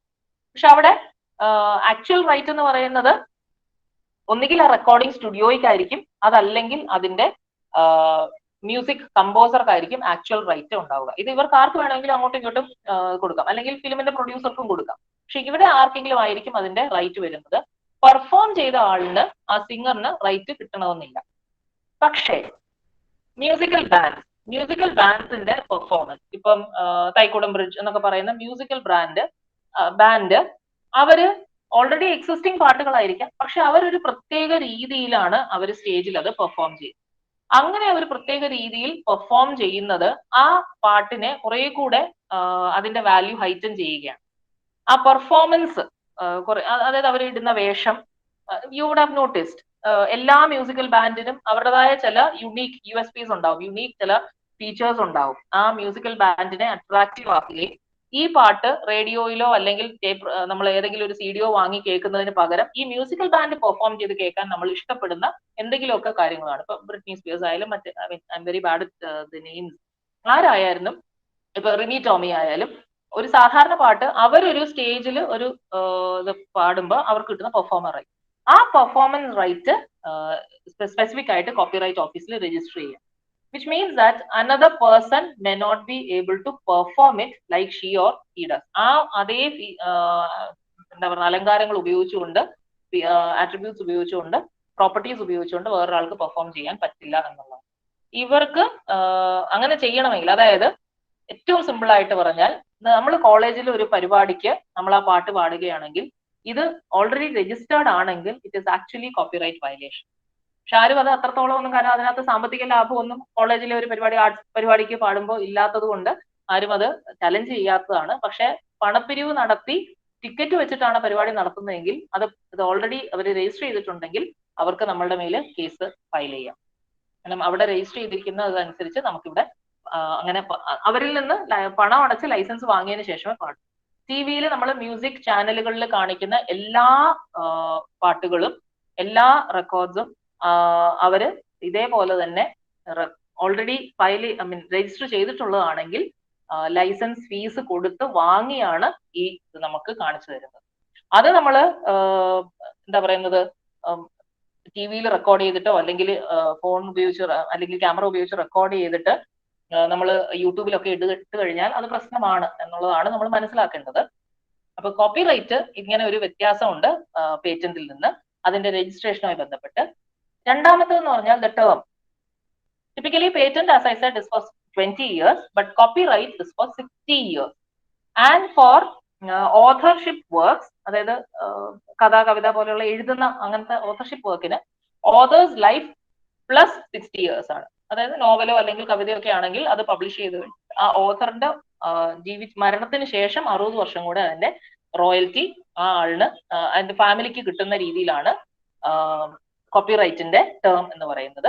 അതർവൈസ് മറ്റ് ഇപ്പം പെർഫോമൻസ് റൈറ്റ്സ് ഉള്ളതൊക്കെ എന്ന് പറഞ്ഞാൽ രജിസ്റ്റർ ചെയ്ത് കഴിഞ്ഞാൽ 60 വർഷമാണ് അതിന്റെ കാലാവധി എന്ന് പറയുന്നത്. അപ്പൊ അതും ഒരു വ്യത്യാസമുണ്ട്. മൂന്നാമത്തത്, കോപ്പിറൈറ്റിനകത്തുള്ള ഏറ്റവും ഇമ്പോർട്ടന്റ് ആയിട്ടുള്ള ഒരു കാര്യം, നമുക്ക് അക്കാഡമിക് കമ്മ്യൂണിറ്റിയെ സംബന്ധിച്ചിടത്തോളം ഏറ്റവും സിഗ്നിഫിക്കന്റ് ആകുന്നത് അതിന്റെ മേലുള്ള മോറൽ റൈറ്റ് ആണ്. നേരത്തെ ഞാൻ പറഞ്ഞതെല്ലാം എക്കണോമിക് റൈറ്റ് ആണ്, അതായത് അത് പ്രൊഡ്യൂസ് ചെയ്യാനും വിൽക്കാനും അല്ലെങ്കിൽ അതിന്റെ കോപ്പീസ് ഉണ്ടാക്കാനും ഒക്കെ ഉള്ളതെന്ന് പറയുന്നത് എക്കണോമിക് റൈറ്റ് ആണ്. അത് വയലേറ്റ് ചെയ്യുന്നിടത്താണ് കോപ്പിറൈറ്റ് ഇൻഫ്രിഞ്ച്മെന്റും പൈറസിയും ഒക്കെ ആകുന്നത്. പക്ഷെ അതിന്റെ മറുവശത്ത് ഒരു മോറൽ റൈറ്റ് ഉണ്ട്. ഇത് ഒരാളുടെ സർഗസൃഷ്ടിയാണ്. ആ സൃഷ്ടി അയാൾക്ക് ലഭ്യമാകേണ്ട അല്ലെങ്കിൽ അയാൾക്ക് അർഹമായിട്ടുള്ള അക്നോളജ്മെന്റ് കൊടുക്കാതെ നമ്മൾ നമ്മുടേതാക്കി മാറ്റി ഉപയോഗിച്ച് അതിൽ നിന്നും ഏത് രീതിയിലുള്ള ബെനിഫിറ്റ്, സാമ്പത്തികമാവണമെന്നില്ല, ജസ്റ്റ് ഓണർ ആണെങ്കിൽ പോലും നമ്മൾ ബെനിഫിറ്റ് ചെയ്യുകയാണെങ്കിൽ വി ആർ മോറലി എന്താ പറയുന്നത് നോട്ട് കറക്റ്റ് എന്ന് വേണമെങ്കിൽ പറയാം. ആ മോറൽ റൈറ്റ് അവിടെ നമ്മൾ ചലഞ്ച് ചെയ്യുക, അല്ലെങ്കിൽ മോറൽ റൈറ്റ് നമ്മൾ അക്നോളജ് ചെയ്യുന്നില്ല എന്നുള്ളതാണ്. The right of paternity and right of integrity, അതാണ് പറയുന്നത്. അതിന്റെ പിതൃത്വം, ആ എന്താണോ ആ സർഗസൃഷ്ടി, അതിന്റെ മേലുള്ള ആ ക്രിയേഷൻ എന്താണോ അതിന്റെ മേലുള്ള പിതൃത്വം നമ്മൾ അംഗീകരിച്ചേ പറ്റുകയുള്ളൂ. അത് ആരുടെയാണ് എന്നുള്ളത് അക്നോളജ് ചെയ്യുക എന്നുള്ളതാണ് ഏറ്റവും ബേസിക് ആയിട്ടുള്ള ഒരു മോറൽ ഒരു aspect. So any individual, even if he or she is not interested in registering it, or even if he or she is not interested in making money out of it, still that person has a moral right over that creation, and we are expected to acknowledge it. We are expected to give due consideration to that moral right. Now, how does it become important for academic community? നമ്മൾ പലപ്പോഴും അറിയാതെ ചെയ്തു പോകുന്ന ഒരു കാര്യമുണ്ട്. Plagiarism എന്നുള്ള ഓമന പേരിൽ ഇപ്പൊ നമ്മുടെ എല്ലാം മുൻപിൽ ഭീഷണിയായിട്ട് നിൽക്കുന്ന അക്കാഡമിക് കമ്മ്യൂണിറ്റിയെ പേടിപ്പിക്കുന്ന ഒരു കാര്യമാണ് പ്ലേജിയറിസം എന്ന് പറയുന്നത്. പ്ലേജിയറിസം വാക്ക് കിഡ്നാപ്പ് എന്നാണ് അർത്ഥം. അതിന്റെ റൂട്ട് ഒറിജിൻ കിഡ്നാപ്പ് എന്നാണ്. അപ്പൊ തന്നെ കാര്യം വ്യക്തമാകും. നമ്മളെല്ലാവരും അറിഞ്ഞും അറിയാതെയും അക്കാഡമിക് കമ്മ്യൂണിറ്റി, പ്രത്യേകിച്ചും നമ്മുടെ നാട്ടിൽ ഇന്ത്യയിൽ ചെയ്തുകൊണ്ടിരിക്കുന്ന, വിദേശ രാജ്യങ്ങളിലൊക്കെ വെസ്റ്റേൺ സോകോൾഡ് അല്ലെങ്കിൽ ഇന്റർനാഷണൽ യൂണിവേഴ്സിറ്റീസിലൊക്കെ, ഇന്റർനാഷണലി അക്ലെയിംഡ് യൂണിവേഴ്സിറ്റീസിലൊക്കെ അത് പണ്ടേ ഒരു 10-15 കൊല്ലം മുൻപേ തന്നെ പ്ലേജറിസം തടയാനുള്ള മെഷേഴ്സ് എടുത്തു കഴിഞ്ഞു. അതൊരു സാധാരണ ഒരു അസൈൻമെന്റ് വെക്കുമ്പോൾ പോലും you email it and the professor who receives the email, through the email they check for plagiarism. Plagiarism കൂടുതലാണെങ്കിൽ immediately they just send a reply back that it is rejected. അതിന് പകരം പക്ഷെ നമ്മളുടെ നാട്ടില് ഇപ്പോഴും, ഞാനൊരു കോളേജ് അധ്യാപിക ആയതുകൊണ്ട് സങ്കടത്തോടു കൂടി പറയാണ്, അത് നമ്മൾ എത്ര ആ ശീലം മാറ്റാൻ ശ്രമിച്ചാലും until you are penalized it will not change എന്നുള്ളതാണ് ഞാൻ മനസ്സിലാക്കുന്നത്. ഒന്നാമത് ബ്ലേറ്റന്റ് ആയിട്ട് കോപ്പി ചെയ്യുന്നു, രണ്ടാമത് ആട്രിബ്യൂട്ട് ചെയ്യാൻ, സൈറ്റ് ചെയ്യാനുള്ള മടി. ഈ രണ്ട് പ്രശ്നങ്ങളാണ് നമ്മുടെ ഇന്ത്യൻ അക്കാഡമിക് കമ്മ്യൂണിറ്റിയിലെ വലിയൊരു പ്രശ്നം എന്ന് പറയുന്നത്. നോർമൽ ഡിഗ്രീസ് അക്വയർ ചെയ്യുന്ന സമയത്ത്, അതിനുശേഷം PhD അക്വയർ ചെയ്യാൻ ശ്രമിക്കുമ്പോഴും അല്ലെങ്കിൽ നമ്മളൊരു ജേർണൽ ആർട്ടിക്കിൾ പബ്ലിഷ് ചെയ്യാൻ ശ്രമിക്കുമ്പോഴും all of a sudden we are made to be conscious about this citation and we are at loss because നമുക്ക് അത് അറിയില്ല എങ്ങനെയാണ് സൈറ്റ് ചെയ്യേണ്ടത്, അതിന്റെ പ്രൊസീജിയർ എന്താ. You have n number of doubts about citation.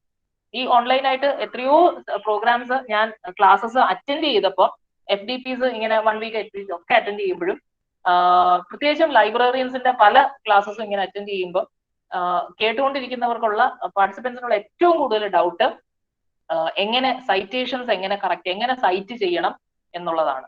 Because we still നമ്മുടെ academic സിലബസിനകത്ത് ഈ proper റെഫറൻസിങ്ങും എങ്ങനെ പ്ലേജിയറിസം ഒഴിവാക്കണം എന്നുള്ളതും ഇത് ഇപ്പോഴും പഠിപ്പിക്കുന്നില്ല എന്നുള്ളതാണ്. പക്ഷെ അത് വളരെയധികം ഡീറ്റെയിൽ ആയിട്ട് പഠിക്കേണ്ട ഒരു കാര്യമാണെന്നുള്ളതാണ് ഒരു വലിയ പ്രശ്നം. അല്ലെങ്കിൽ നമ്മൾ സൈറ്റ് ഒക്കെ ചെയ്യുന്നുണ്ടാവും, പക്ഷെ ഇപ്പോഴും നല്ലൊരു ശതമാനവും നമ്മുടെ വർക്ക്സും ഇംപ്രോപ്പർ ആയിട്ടാണ് നമ്മൾ സൈറ്റേഷൻസ് ഒക്കെ ചെയ്യുന്നത്. അപ്പൊ സേക്ക് ഓഫ് ഇറ്റ് നമ്മൾ ചെയ്യുന്നു. അതില് പ്ലേജറിസത്തിന്റെ 2-3 തരങ്ങൾ ഒന്ന് പറഞ്ഞു പോവാ. Basically it means to steal and pass off as one's own. നമ്മുടേതാണെന്ന് നമ്മളങ്ങ് വരുത്തി തീർക്കുകയാണ് ചെയ്യുന്നത്, പക്ഷെ മറ്റൊരാളുടേതാണ്. അത് അറിഞ്ഞോ അറിയാതെയോ ചെയ്യാം. അറിയാതെ ചെയ്യുന്നത് നമുക്ക് അറിയില്ല, എങ്ങനെ സൈറ്റ് ചെയ്യണമെന്ന് അറിയാത്തത് കൊണ്ട്. ഇപ്പം ഡിഗ്രി സ്റ്റുഡൻസ് ഒക്കെ പലപ്പോഴും ചെയ്യുന്നതാണ്, അത് ഉള്ളൂ, അത് കോപ്പി പേസ്റ്റ് ചെയ്താൽ മതി എന്നാണ് അവർ മനസ്സിലാക്കുന്നത്. അവർ സൈറ്റ് ചെയ്യണമെന്ന് അറിയില്ല. പിന്നെ ആരുടേതാണെന്ന് കണ്ടെത്താൻ സാധിക്കാതെ പോകുന്നത്, അങ്ങനെയൊക്കെ ഉള്ളപ്പം അത് അറിയാതെ പറ്റും. പക്ഷെ അറിഞ്ഞുകൊണ്ട് ചെയ്യുന്നത് കൊണ്ട് നമ്മൾ ആ വർക്കിനെ മുഴുവനായിട്ട് എന്റേതാക്കി മാറ്റി സെല്ല് ചെയ്യാൻ ശ്രമിക്കുന്നിടത്ത്, പബ്ലിഷ് ചെയ്ത് സെല്ല് ചെയ്യാൻ ശ്രമിക്കുന്ന കേസസ് ഉണ്ട്. ഗ്ലോബൽ പ്ലേജറിസം എന്ന് പറയുന്നത്. അതല്ലെങ്കിൽ verbatim, pages upon pages verbatim നമ്മൾ കോപ്പി ചെയ്ത് നമ്മുടെ വർക്കിൽ വെക്കുന്നു. എന്നിട്ട് വേറൊരാളുടെ വർക്കിൽ നിന്നെടുത്ത് കുറെ പേജസ് അത് അടുത്തതായിട്ട് വെക്കുന്നു. അങ്ങനെ വെർബാറ്റം പാച്ച് വർക്ക് എന്നൊക്കെ പറയുന്നത്. ഇപ്പൊ ചില PhD തീസിസുകളെ കുറിച്ചൊക്കെയുള്ള പല പ്രമുഖരുടെയും PhD തീസിസുകളെ കുറിച്ചൊക്കെ വന്ന ആക്ഷേപം അതാണ്. അത് കുറെ പേജസ് ഒരാളുടേതാണ്, കുറെ പേജസ് വേറൊരാളുടെ വർക്കാണ്. അത് വെർബാറ്റം ഒരു മാറ്റവും ഇല്ലാതെ അങ്ങനെ തന്നെ കോപ്പി ചെയ്തിരിക്കുന്നത്. അത് ഡെലിബറേറ്റ് ആയിട്ട് ചെയ്യുന്നതാണ്. ഇത് കണ്ടുപിടിക്കില്ല എന്നുള്ള ധാരണയിൽ ചെയ്യുന്നതാണ്. You pass it off as your own. പിന്നെ there is something called paraphrasing എന്ന് പറയുന്നത്. അത് ഗുണവും ദോഷവും ഉള്ളതാണ്. ഇതിനൊരു പരിഹാരമായിട്ട് പറയുന്നത് പാരാഫ്രൈസിംഗ് ആണ്. ഏറ്റവും എളുപ്പത്തിൽ പ്ലേജറിസം ഒഴിവാക്കാൻ വേണ്ടി പറയുന്ന ഒരു മാർഗമാണ് പാരാഫ്രൈസിംഗ് എന്ന് പറയുന്നത്. നിങ്ങൾ യൂട്യൂബിൽ ഹൗ ടു അവോയ്ഡ് പ്ലേജറിസം എന്ന് ജസ്റ്റ് ചെക്ക് ചെയ്ത് കഴിഞ്ഞാൽ അറിയാം 100% പ്ലേജറിസം അവോയ്ഡ് ചെയ്യാനുള്ള കുറുക്കു വഴികൾ എന്ന് പറയുന്നത്. പക്ഷെ അതെല്ലാം വലിയ പ്രശ്നങ്ങളാണ്. അത് ചില ട്രിക്കുകൾ ചെയ്തിട്ട് പ്ലേജറിസം ഒഴിവാക്കാനുള്ള വഴികൾ കാണിച്ചു തരുന്നതാണ്. But please don't go for it. Plagiarism ഒഴിവാക്കുന്നത് പ്രോപ്പർ സൈറ്റേഷൻ നൽകിക്കൊണ്ട് തന്നെയാണ്. വേറെ ഒന്നും ചെയ്യേണ്ട ആവശ്യമില്ല. You just need to acknowledge that this particular idea that you are presenting in that paragraph has already been created by another person. I am just borrowing it I am presenting it here and using this idea I am going to make something new. അത്രേ ഉള്ളൂ. നമ്മളത് വായിച്ചു വരുന്നിടത്ത് ഞാൻ പുതുതായിട്ടൊന്ന് create ചെയ്തിട്ടുണ്ടോ, എന്റെ PhD തീസിസിനകത്തൂടെ ഞാൻ പുതിയൊരു ഇൻഫർമേഷൻ, പുതിയൊരു നോളജ് പബ്ലിക്കിന് ഷെയർ ചെയ്യുകയാണ്. പക്ഷെ അതിന് പഴയ ആളുകളുടെ ഓൾറെഡി ഉള്ള ലിറ്ററേച്ചർ റിവ്യൂ എന്നൊക്കെ പറയുന്ന പോലെ നമ്മൾ പഴയത് യൂസ് ചെയ്യുന്നു എന്നുള്ളത്. പക്ഷെ അവിടെ ഈ പഴയ നേരത്തെ എക്സിസ്റ്റിംഗ് ആയിട്ടുള്ള എന്താണോ നമ്മൾ ഇതിനകത്ത് യൂസ് ചെയ്യുന്നത് അത് വെർബാറ്റം നമ്മൾ ഇത് ആദ്യം പറഞ്ഞതുപോലെ കുറേ പേജസ് ഒരാളുടെ അങ്ങനെ എടുത്തിട്ട് കൊടുക്കുന്നത് തെറ്റാണ്. അത് കണ്ടീഷൻ ഉണ്ട്, ഇത്ര വേർഡ്സിൽ കൂടുതൽ നമ്മൾ കോപ്പി ചെയ്യാൻ പാടില്ല എന്നുണ്ട്. അതിപ്പം സൈറ്റേഷൻ കൊടുത്താലും ഇത്ര വേർഡ്സിൽ കൂടുതൽ കോപ്പി ചെയ്യാൻ പാടില്ല എന്നുണ്ട്, കണ്ടീഷൻ ഉണ്ട്.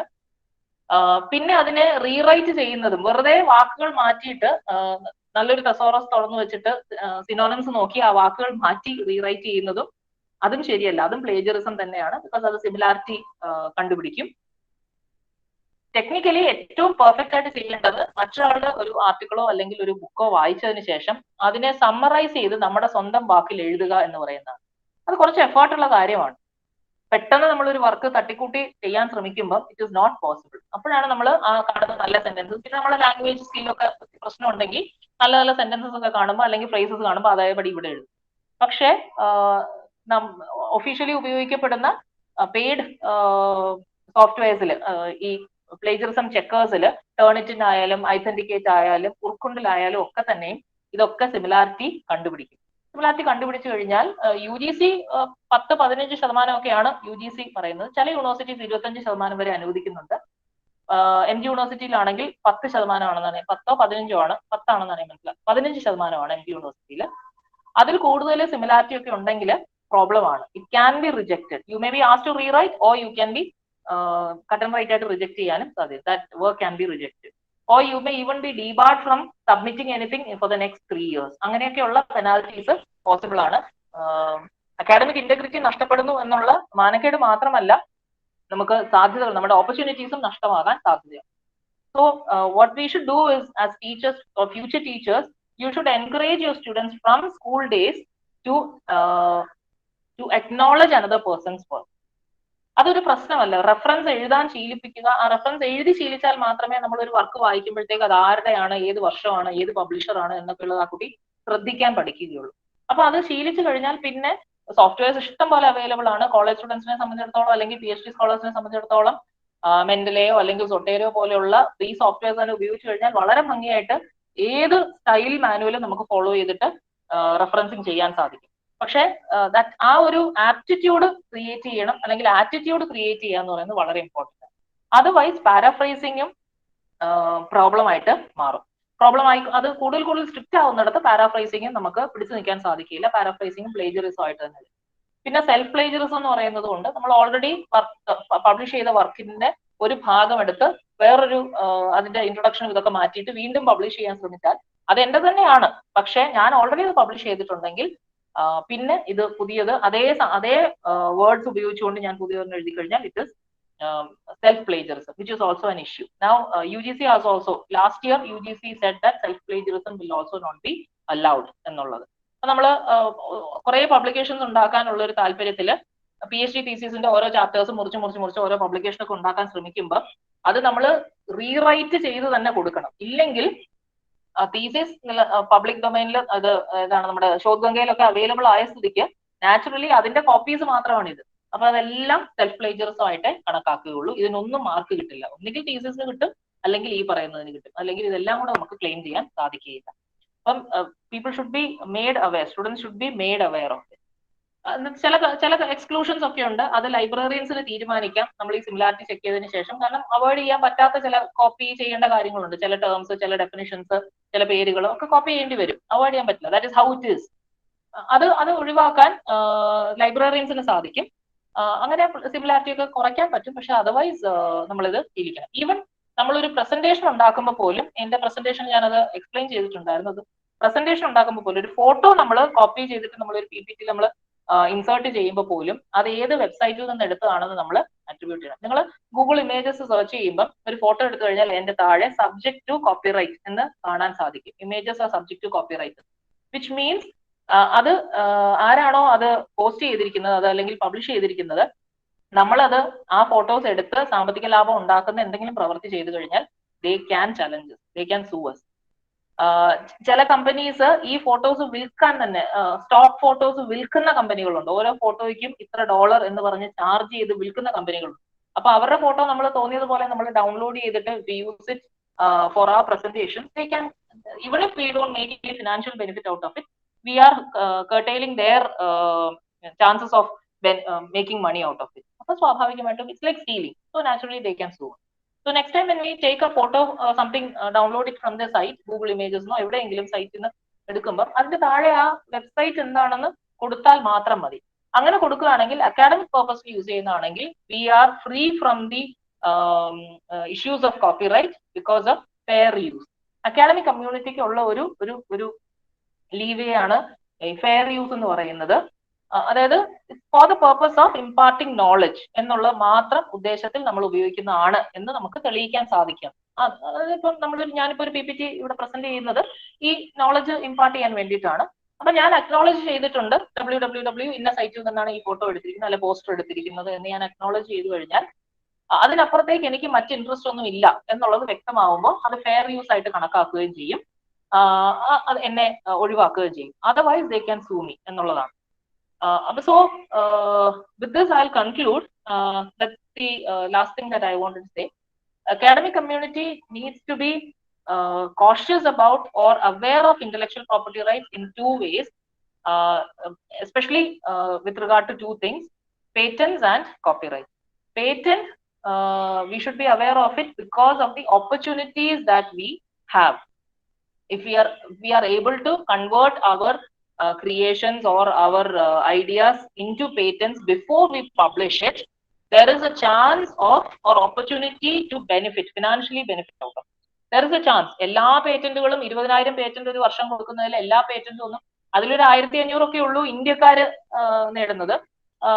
IITs എല്ലാം കൂടെ കമ്പൈൻ ചെയ്തിട്ട് യൂഷ്വലി 500-600 പേറ്റന്റ് ഒക്കെയാണ് ഒരു വർഷം ഏറ്റവും കൂടുതൽ നേടിയിട്ടുള്ളത്. 557 ആണ് ഏറ്റവും കൂടുതൽ പേറ്റന്റ്സ് IITs കളക്റ്റീവായിട്ട് ഫയൽ ചെയ്ത് നേടിയിട്ടുള്ളത്.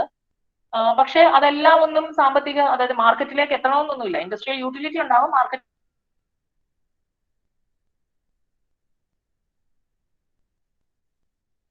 കമ്പനീസുമായിട്ട് കൊളാബറേറ്റ് ചെയ്താൽ മാത്രമേ അത് ഇൻഡസ്ട്രിയൽ യൂട്ടിലിറ്റി ഉണ്ടാവുള്ളൂ.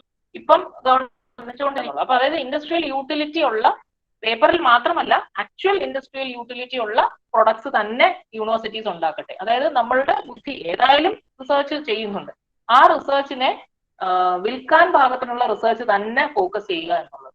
അതിനകത്ത് കുറേ ഇഷ്യൂസ് ഉണ്ട്. കാരണം മാർക്കറ്റബിൾ ആയിട്ടുള്ള മാർക്കറ്റിന്റെ താല്പര്യം അനുസരിച്ച് റിസർച്ച് ചെയ്യുന്ന ഒരു ടെൻഡൻസി എന്ന് പറയുന്നത് വലിയ അപകടമാണ്, വലിയ പ്രശ്നമാണ്. അതായത് നോളജിനെ ഫ്രീ ആയിട്ട് വിടുന്നില്ല, ഫ്രീ ആയി വളരാൻ വിടുന്നില്ല. ആ കാലഘട്ടത്തിൽ എന്താണോ മാർക്കറ്റിന് കൂടുതൽ താല്പര്യമുള്ളത് അത് മാത്രം ക്രിയേറ്റ് ചെയ്യുക. ഇപ്പൊ ഫാർമസ്യൂട്ടിക്കൽ പേറ്റന്റ്സിന്റെ കാര്യത്തിൽ ഏറ്റവും വലിയ പ്രശ്നം അതാണ്. അതായത് ഇപ്പൊ ലൈഫ് സ്റ്റൈൽ ഡിസീസസിനെ ടാക്കിൾ ചെയ്യാൻ, അതേപോലെയുള്ള ചില ഇപ്പൊ ഒബീസിറ്റി പോലെയൊക്കെയുള്ള ചില ഇഷ്യൂസിനെ ടാക്കിൾ ചെയ്യാനായിട്ട് ഉള്ള മെഡിസിൻസ് ആണ് ഇപ്പൊ ഏറ്റവും കൂടുതൽ മാർക്കറ്റിൽ സെല്ല് ചെയ്യപ്പെടുന്നത്. അത് മെഡിസിൻസ് എന്ന് പറയാൻ സാധിക്കില്ല, സാധാരണ സ്റ്റോറിൽ നമുക്ക് പിക്കപ്പ് ചെയ്യാൻ പറ്റുന്ന രീതിയിലുള്ള സാധനങ്ങളാണ്. വെയിറ്റ് ഫാറ്റ് ബേണേഴ്സും അങ്ങനെയൊക്കെ ഉണ്ട്.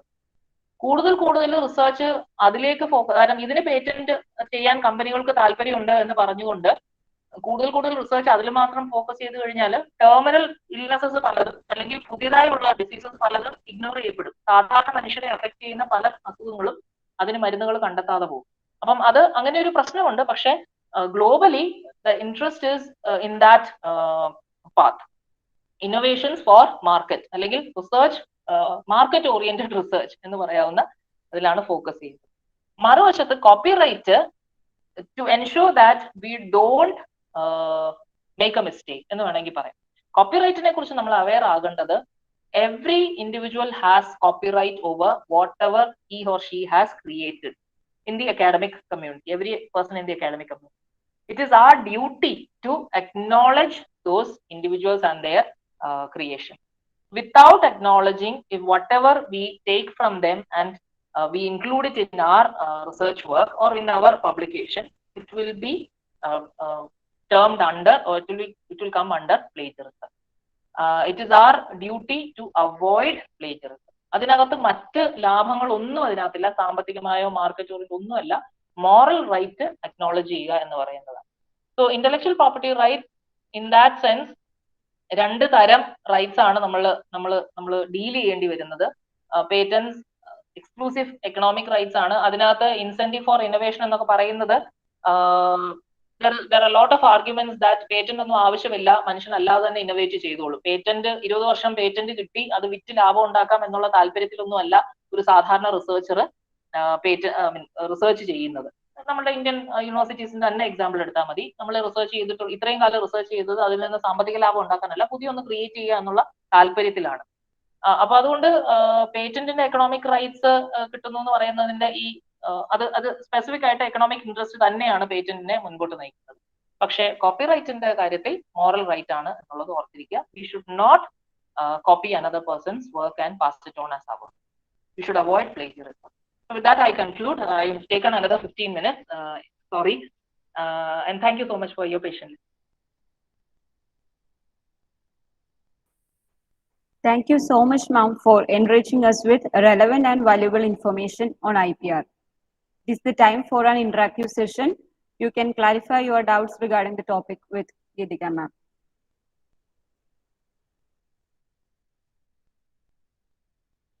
Ma'am? Yes, Pooja. You said the validity for patent is 20. What is possibly? എനിക്ക് മാത്രമാണ് പൂജയുടെ ശബ്ദം ക്ലിയർ ആകാത്തത്, അതോ പ്രോബ്ലം ഉണ്ടോ? പൂജ ചോദിച്ചത് എനിക്ക് ക്ലിയർ ആയില്ല. പൂജ ഒന്നുകൂടെ ബ്രേക്ക് ആവുന്നുണ്ടായിരുന്നു. പൂജ ഒന്നുകൂടെ ചോദിച്ചു നോക്കൂ. മിസ് ഇപ്പൊ കേൾക്കാവോ? പൂജ ബ്രേക്ക് ചെയ്യുന്നുണ്ട്, ഒന്ന് മാറി നിന്നിട്ട്. ഹലോ മാം, ഇപ്പൊ കേൾക്കാവോ? Yes yes. ഞാൻ പൂജ തന്നെയാണ് കേട്ടോ മാം. Ma'am, you said that the validity for patent is 20 years. What if the validity expires? Is there any possibility to renew it?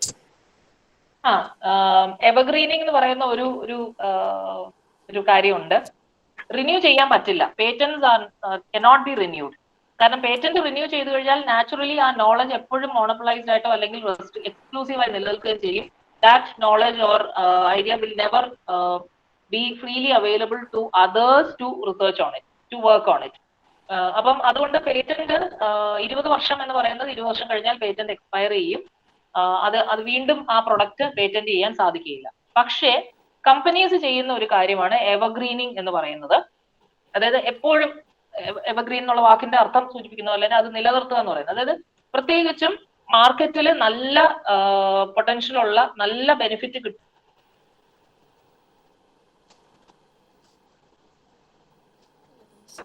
അതിപ്പം മരുന്നായാലും അല്ലെങ്കിൽ ഒരു സോഫ്റ്റ്വെയർ ആയാലും അല്ലെങ്കിൽ ഏതെങ്കിലും ഒരു ഇൻവെൻഷൻ, ഒരു ഐറ്റം, ഒരു പ്രൊഡക്റ്റ് ആയാലും മാർക്കറ്റിൽ ആ കമ്പനിക്ക് നല്ല ലാഭം കിട്ടുന്ന ഒരു പ്രൊഡക്റ്റ് ആണെങ്കിൽ ആ കമ്പനി എന്താ ചെയ്യാന്ന് വെച്ചാൽ, ഞാൻ പറഞ്ഞു ഈ പേറ്റന്റ് ആപ്ലിക്കേഷൻ ഡ്രാഫ്റ്റ് ചെയ്യുന്നത് വളരെ സിഗ്നിഫിക്കന്റ് ആയിട്ടുള്ള ഒരു കാര്യമാണ്. ഈ പ്രൊഡക്റ്റിൽ തന്നെ മോഡിഫിക്കേഷൻസ് വരുത്തിയിട്ട് നോവൽറ്റി എന്ന് പറയുന്ന ആസ്പെക്ട് പുതിയതായി എന്തെങ്കിലും അതിലേക്ക് ആഡ് ചെയ്ത് പുതിയൊരു ഗുണം, ഒരു ക്വാളിറ്റി അതിലേക്ക് ആഡ് ചെയ്തിട്ട് അത് ഒരു ഇൻവെന്റീവ് സ്റ്റെപ്പ് ആണ്, ഒരു പുതിയ സ്റ്റെപ്പ് ആണ് എന്ന് വരുത്തി ഈ എക്സിസ്റ്റിംഗ് പ്രൊഡക്റ്റ് പേറ്റന്റ് എക്സ്പയർ ചെയ്യുന്നതിന് മുൻപേ തന്നെ, അതായത് 15 വർഷം ആകുമ്പോൾ തന്നെ ഈ കമ്പനി പുതിയൊരു പേറ്റന്റ് അപ്ലൈ ചെയ്യാറുണ്ട്. അത് പലപ്പോഴും ആ കമ്പനികൾ കിട്ടും. കാരണം അത്രത്തോളം ഭംഗിയായിട്ടാണ് അത് ഡ്രാഫ്റ്റ് ചെയ്യപ്പെടാറ്. എന്തെങ്കിലും പുതിയൊരു മാറ്റം അതിനകത്ത് കൊണ്ടുവന്നിട്ടുണ്ടാകാം, ആൻഡ് ദെൻ അവർക്ക് കിട്ടും. അപ്പൊ സ്വാഭാവികമായിട്ടും ആ ഐഡിയ, കോർ ഐഡിയ ആ കമ്പനിയുടെ കൈവശം തന്നെ നിലനിൽക്കും. പുതിയ രൂപത്തിലേക്ക് അത് മാറിക്കൊണ്ടിരിക്കും. മരുന്നുകളുടെ കാര്യത്തിൽ ഇത് വലിയൊരു പ്രശ്നമാണ്. കാരണം എക്സിസ്റ്റിംഗ് ഒരു മരുന്നിന്റെ എന്താണോ അത് ക്യൂർ ചെയ്യാൻ ക്യൂറബിലിറ്റി എന്താണോ, ക്യൂറിംഗ് ഫീച്ചേഴ്സ് എന്താണോ, പ്രോപ്പർട്ടീസ് എന്താണോ, അതിൽ കൂടുതലായിട്ട് എന്തെങ്കിലും കൂടെ കാര്യങ്ങൾ അതിനകത്തേക്ക് ആഡ് ചെയ്തിട്ട്, അതായത് ആ അസുഖത്തിന് മാത്രമല്ല വേറൊരു അസുഖത്തിന് അതിന്റെ ഒപ്പമുള്ള മറ്റു ചില സിംറ്റംസിനും കൂടെ ക്യൂർ ചെയ്യാൻ പറ്റും എന്ന് ക്ലെയിം ചെയ്തുകൊണ്ട് പേറ്റന്റ് ചെയ്യുന്ന രീതി. പക്ഷെ അതാണ് നോവാർട്ടിസിന്റെ ഗ്ലിവെക് എന്ന് പറയുന്ന മരുന്നിന് ഇന്ത്യയിൽ പേറ്റന്റ് കിട്ടാതെ പോയത്. ഈ ഒരു ശ്രമം പരാജയപ്പെട്ടതാണ്. സെക്ഷൻ 3D എന്ന് പറഞ്ഞിട്ട് പേറ്റന്റിൽ ഒരു എഫിക്കസി ഒരു റൂൾ ഉണ്ട്. അതായത് ഈ നോവൽറ്റി അല്ലെങ്കിൽ ഇൻവെന്റീവ് സ്റ്റെപ്പ് ക്ലിയർ ആയിരിക്കണം എന്നുള്ളത്. ജസ്റ്റ് റീഅറേഞ്ച്മെന്റ് ആണെങ്കിൽ പറ്റില്ല എന്നുള്ളത്. വളരെ കൃത്യമായിട്ടുള്ള ഒരു ഇൻവെന്റീവ് സ്റ്റെപ്പ് വേണം എന്നുള്ളത്. പക്ഷേ ഈ നോവാർട്ടിസിന്റെ ഗ്ലിവെക്കിന് അങ്ങനെ ഒരു അത് ഓൾറെഡി ഉണ്ടായിരുന്ന ഒരു മരുന്നിന് ഒരു പുതുക്കിയെ പ്രസന്റ് ചെയ്യാൻ ശ്രമിച്ചതാണ്. അപ്പൊ ആ ഇൻവെന്ററി സ്റ്റെപ്പ് അതില്ല. പഴയ ഉണ്ടായിരുന്ന മരുന്ന് തന്നെയാണ് ഇത്, പുതിയ രൂപത്തിൽ, പുതിയ ബോട്ടിൽ അല്ലെങ്കിൽ പുതിയ പാക്കേജിംഗ് അല്ലെങ്കിൽ പുതിയ കളർ അല്ലെങ്കിൽ അങ്ങനെയൊക്കെ മാത്രമാണ് അതിനകത്തുള്ളത്. വേറെ വ്യത്യാസം ഒന്നും അത് കഴിക്കുന്ന രോഗിക്ക് ഉണ്ടാകുന്നില്ല, കൂടുതലായ ഒരു ബെനിഫിറ്റും കിട്ടുന്നില്ല എന്ന് പറഞ്ഞുകൊണ്ട് ഇന്ത്യൻ പേറ്റന്റ് ഓഫീസ് അത് റിജക്ട് ചെയ്തു. പക്ഷെ പേറ്റന്റ് ഓഫീസ് അത്രത്തോളം അതിനകത്ത് വർക്ക് ചെയ്തത് കൊണ്ടാണ് പേറ്റന്റ് ഓഫീസ്, പേറ്റന്റ് അറ്റോർണിക്ക് അത് റിജക്ട് ചെയ്യാൻ സാധിച്ചത്. വലിയ കോൺട്രവേഴ്സി ആയതാണ്. കോടതി കേസായി, അവസാനം കോടതി പേറ്റന്റ് ഓഫീസ് ചെയ്തതിനെ എടുത്ത ഡിസിഷനെ അപ്രൂവ് ചെയ്യുകയാണ് ചെയ്തത്. സെക്ഷൻ 3D എഫിക്കസി ആണ് അതിനകത്ത്, അതായത് പുതുമയില്ല എന്ന് പറഞ്ഞുകൊണ്ട് റിജക്ട് ചെയ്തു. പക്ഷെ നല്ലൊരു ശതമാനം പ്രൊഡക്ട്സിലും ഇതുപോലെയുള്ള കമ്പനീസ് അവർക്ക് ലാഭമുണ്ടെന്ന് തോന്നിക്കഴിഞ്ഞാൽ, ഗുണമുണ്ടെന്ന് തോന്നിക്കഴിഞ്ഞാൽ അവരെ റിന്യൂ ചെയ്യുകയല്ല, പുതിയ പ്രൊഡക്റ്റിന് മേൽ ഇതിനെ തന്നെ പുതുക്കി വേറൊരു രൂപത്തിലാക്കി അത് പുതിയൊരു പേറ്റന്റ് നേടുകയാണ് ചെയ്യാറുള്ളത്. Okay, ma'am. Okay, ma'am. Thank you. Welcome.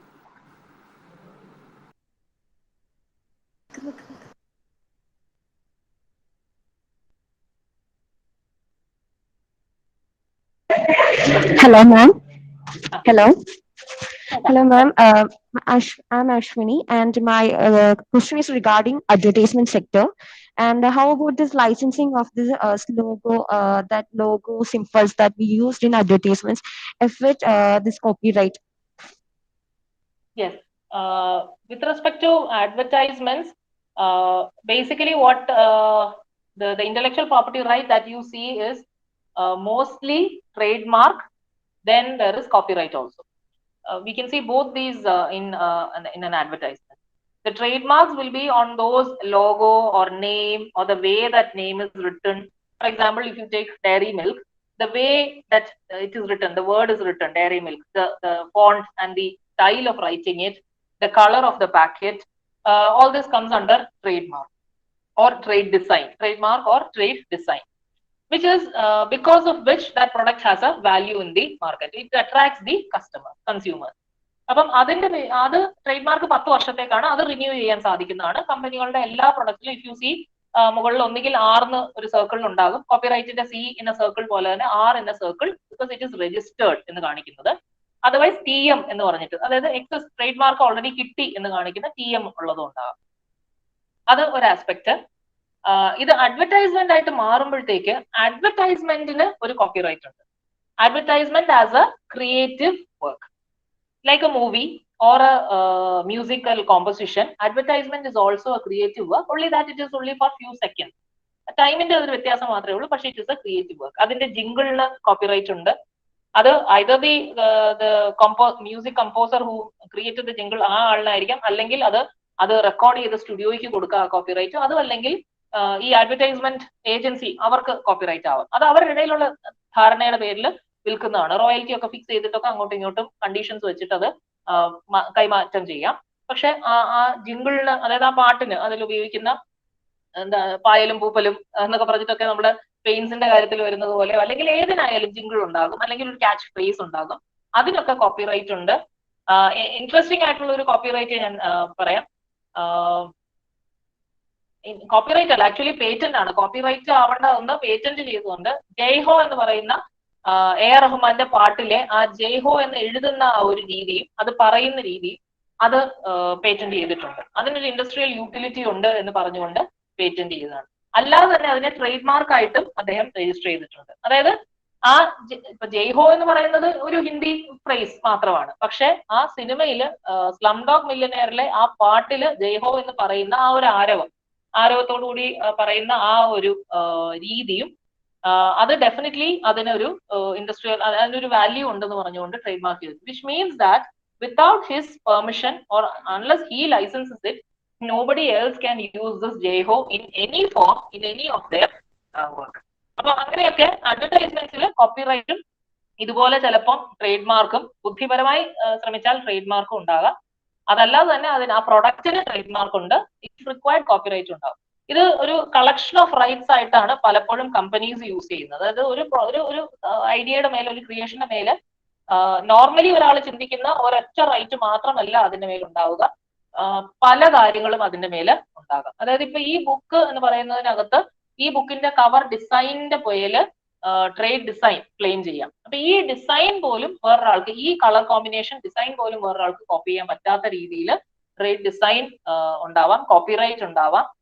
ബുക്കിന്റെ സൈസിന്റെ കാര്യത്തിലൊക്കെ എന്തെങ്കിലും പ്രത്യേകതയൊക്കെ ഉണ്ടെങ്കിൽ പേറ്റന്റ് വരെ ചിലപ്പോൾ കിട്ടിയെന്ന് വരും. അതായത് അതിന്റെ ആ ഒരു ഇൻഡസ്ട്രിയൽ ഡിസൈൻ അതിനകത്ത്, അതായത് അത് ഫ്ലിപ്പ് ചെയ്യുമ്പോൾ ഏതെങ്കിലും പ്രത്യേക രീതിയിലാണ് പേജസ് ഫ്ലിപ്പ് ചെയ്യുന്നതെങ്കിൽ, അല്ലെങ്കിൽ അതിൽ ഉപയോഗിച്ചിരിക്കുന്ന ഏതെങ്കിലും അതിന്റെ ഫ്രെയിം, അങ്ങനെയൊക്കെ പല രീതിയിലും അത് ആപ്ലിക്കേഷന്റെ സ്വഭാവം അനുസരിച്ച് നമുക്ക് പേറ്റന്റോ കോപ്പിറൈറ്റോ ട്രേഡ് മാർക്കോ ഒക്കെ ഒരു പ്രൊഡക്റ്റിൽ തന്നെ നമുക്ക് കാണാൻ സാധിക്കും. കമ്പ്യൂട്ടർ പ്രോഗ്രാംസ് അതുപോലെയാണ്, പേറ്റന്റും ഉണ്ട് കോപ്പിറൈറ്റും ഉണ്ട് കമ്പ്യൂട്ടർ പ്രോഗ്രാംസ്. അപ്പൊ അങ്ങനെ കളക്ഷൻ ഓഫ് കളക്റ്റീവ് റൈറ്റ്സ് ആയിട്ടാണ് ഇതൊക്കെ കമ്പനീസ് യൂസ് ചെയ്യുന്നത്. അപ്പൊ ഏത് രീതിയിലും നമുക്ക് അതിനെ മറ്റൊരാൾക്ക് അത് ബെനിഫിറ്റ് ചെയ്യാതെ റെസ്ട്രിക്ട് ചെയ്യുക എന്നുള്ളതാണ് എയിം. അശ്വിനിക്ക് ഉദ്ദേശിച്ചത് തന്നെയാണോ അഡ്വർടൈസ്മെന്റ്സിനെ കുറിച്ച് ചോദിച്ചപ്പോ? Yes, ma'am. Thank you. Yeah. Good afternoon, ma'am. Good afternoon. Ma'am, ഞാൻ ഗായത്രി. മാം പറഞ്ഞിരുന്നു ഒരു പ്രോഡക്റ്റിനാണ് പേറ്റന്റ് കൊടുക്കണേ, പ്രോസസ്സിന് കൊടുക്കില്ല എന്ന്. അപ്പൊ നമ്മൾ ഒരു കുറച്ചും കൂടെ എഫിഷ്യന്റ് ആയിട്ടുള്ള വേയില് ആ സെയിം പ്രോഡക്റ്റ് ഉണ്ടാക്കുക, മറ്റൊരാൾ ഉണ്ടാക്കുകയാണെങ്കിൽ ആ പ്രോസസ്സിന് അവിടെ ഒരു ഇതില്ലേ, സിഗ്നിഫിക്കൻസ് ഇല്ലേ? ഇല്ല എന്നുള്ളതാണ് ട്രിപ്സ് പറയുന്നത്. പണ്ട് അങ്ങനെ ആയിരുന്നില്ല.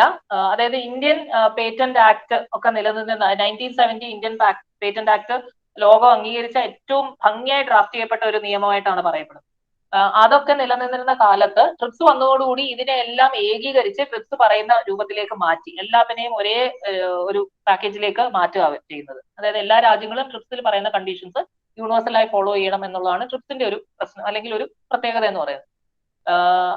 പഴയതനുസരിച്ചാണെങ്കിൽ പ്രോസസ് പേറ്റൻസ് ആയിരുന്നു, പ്രൊഡക്റ്റും പ്രോസസ്സും രണ്ടും അനുവദിക്കുമായിരുന്നു. നമ്മൾ അപ്ലൈ ചെയ്യുന്നതനുസരിച്ച്, ഞാൻ പ്രോസസ് ആണ് പേറ്റന്റ് ആണ് അപ്ലൈ ചെയ്യുന്നതെങ്കിൽ വിച്ച് മീൻസ് ദാറ്റ് ഇപ്പം ഗായത്രി സൂചിപ്പിച്ചതുപോലെ ആ പ്രോസസ്സ് മാറ്റി വേറൊരു പ്രോസസ്സ്, കുറെ കൂടെ ബെറ്റർ ആയിട്ടുള്ള ഒരു പ്രോസസ് ആവാം, അല്ലെങ്കിൽ എന്തെങ്കിലും ഡിഫറെന്റ് ആയിട്ടുള്ള ഒരു പ്രോസസ്സിലൂടെ സെയിം ഫൈനൽ പ്രൊഡക്റ്റിലേക്ക് എത്തിയാലും ആ പ്രോസസ്സിന്റെ വ്യത്യാസം കാരണം രണ്ടു കൂട്ടർക്കും പേറ്റന്റ് കിട്ടുമായിരുന്നു. അല്ലെങ്കിൽ ഇപ്പം ഓൾറെഡി എനിക്ക് പേറ്റന്റ് ഉള്ള ഒന്ന് നിങ്ങൾക്ക് വേറൊരു രീതിയിൽ ഉണ്ടാക്കാമായിരുന്നു, അത് പ്രശ്നം വരുന്നില്ല. അപ്പൊ ഓൾറെഡി പേറ്റന്റഡ് ആയതിനെ നിങ്ങൾക്ക് ഉണ്ടാക്കാൻ പറ്റും. പക്ഷെ അപ്പൊ സ്വാഭാവികമായിട്ടും ആ കമ്പനിക്ക് നഷ്ടമാണ്. നമ്മൾ ഓൾറെഡി പ്രോസസ് പേറ്റന്റ് മാത്രമായി കഴിഞ്ഞാൽ കമ്പനിക്ക് നഷ്ടം വരും. അതുകൊണ്ടാണ് അതിനെ കുറെ കൂടെ സ്ട്രിക്റ്റ് ആക്കി പ്രൊഡക്റ്റ് പേറ്റന്റ് ആക്കിയത്. നിങ്ങൾ ഏത് രൂപത്തിലൂടെ ഉണ്ടാക്കാൻ ശ്രമിച്ചാലും ഫൈനൽ പ്രൊഡക്റ്റ് ഞാൻ പേറ്റന്റ് ചെയ്തിരിക്കുന്ന പ്രൊഡക്റ്റ് ആണെങ്കിൽ യു കനോട്ട്, അത് പേറ്റന്റ് വയലേഷൻ ആയിട്ട് മാറും. Okay, thank you.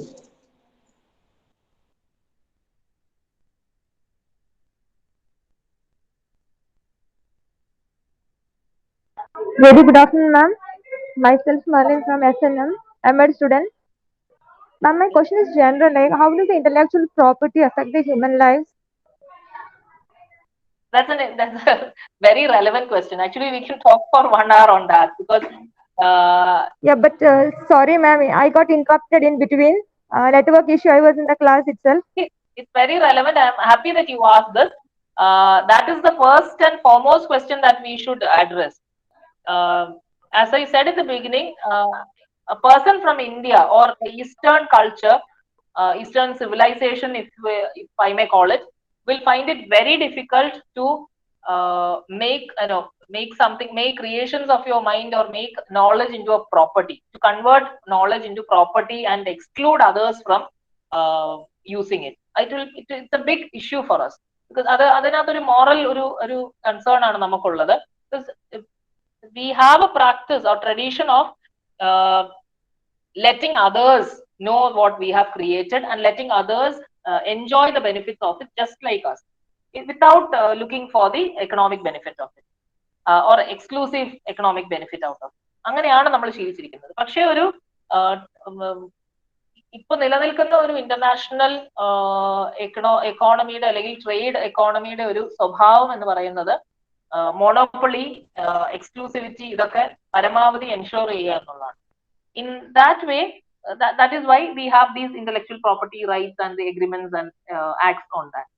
Now, the impact on individuals, first, even when I say that the academic community should be is being encouraged to patent whatever innovations that they come up with, the problem is the moment it is patented and the patent is used by a commercial establishment to market it or to sell it, they are monopolizing the the product and they can sell it at whatever price they want. ഇപ്പം മരുന്നുകളുടെ കാര്യത്തിൽ ഇപ്പം നിലനിൽക്കുന്ന ഒരു വലിയ discussion ആണ് ഈ COVID-19 പ്രതിരോധിക്കാനുള്ള മരുന്നുകൾ ഗ്ലോബൽ ആയിട്ട് തന്നെ പേറ്റന്റിൽ നിന്നും ഒഴിവാക്കണം എന്ന് പറയുന്ന ആർഗ്യുമെന്റ്. ഈ ഗ്ലോബൽ സൗത്ത് എന്ന് പറയുന്ന അല്ലെങ്കിൽ ഡെവലപ്പിംഗ് രാജ്യങ്ങൾ, ഇന്ത്യ പോലുള്ള ഡെവലപ്പിംഗ് രാജ്യങ്ങൾ, ഇന്ത്യ, ബ്രസീൽ ഒക്കെ വളരെ ശക്തമായിട്ട് ആവശ്യപ്പെടുന്ന, WTOയോട് ആവശ്യപ്പെടുന്ന ഒരു കാര്യമാണ് എല്ലാ ഈ COVID-19 മരുന്നുകളും പേറ്റന്റിൽ നിന്നും ഒഴിവാക്കണമെന്നാണ്.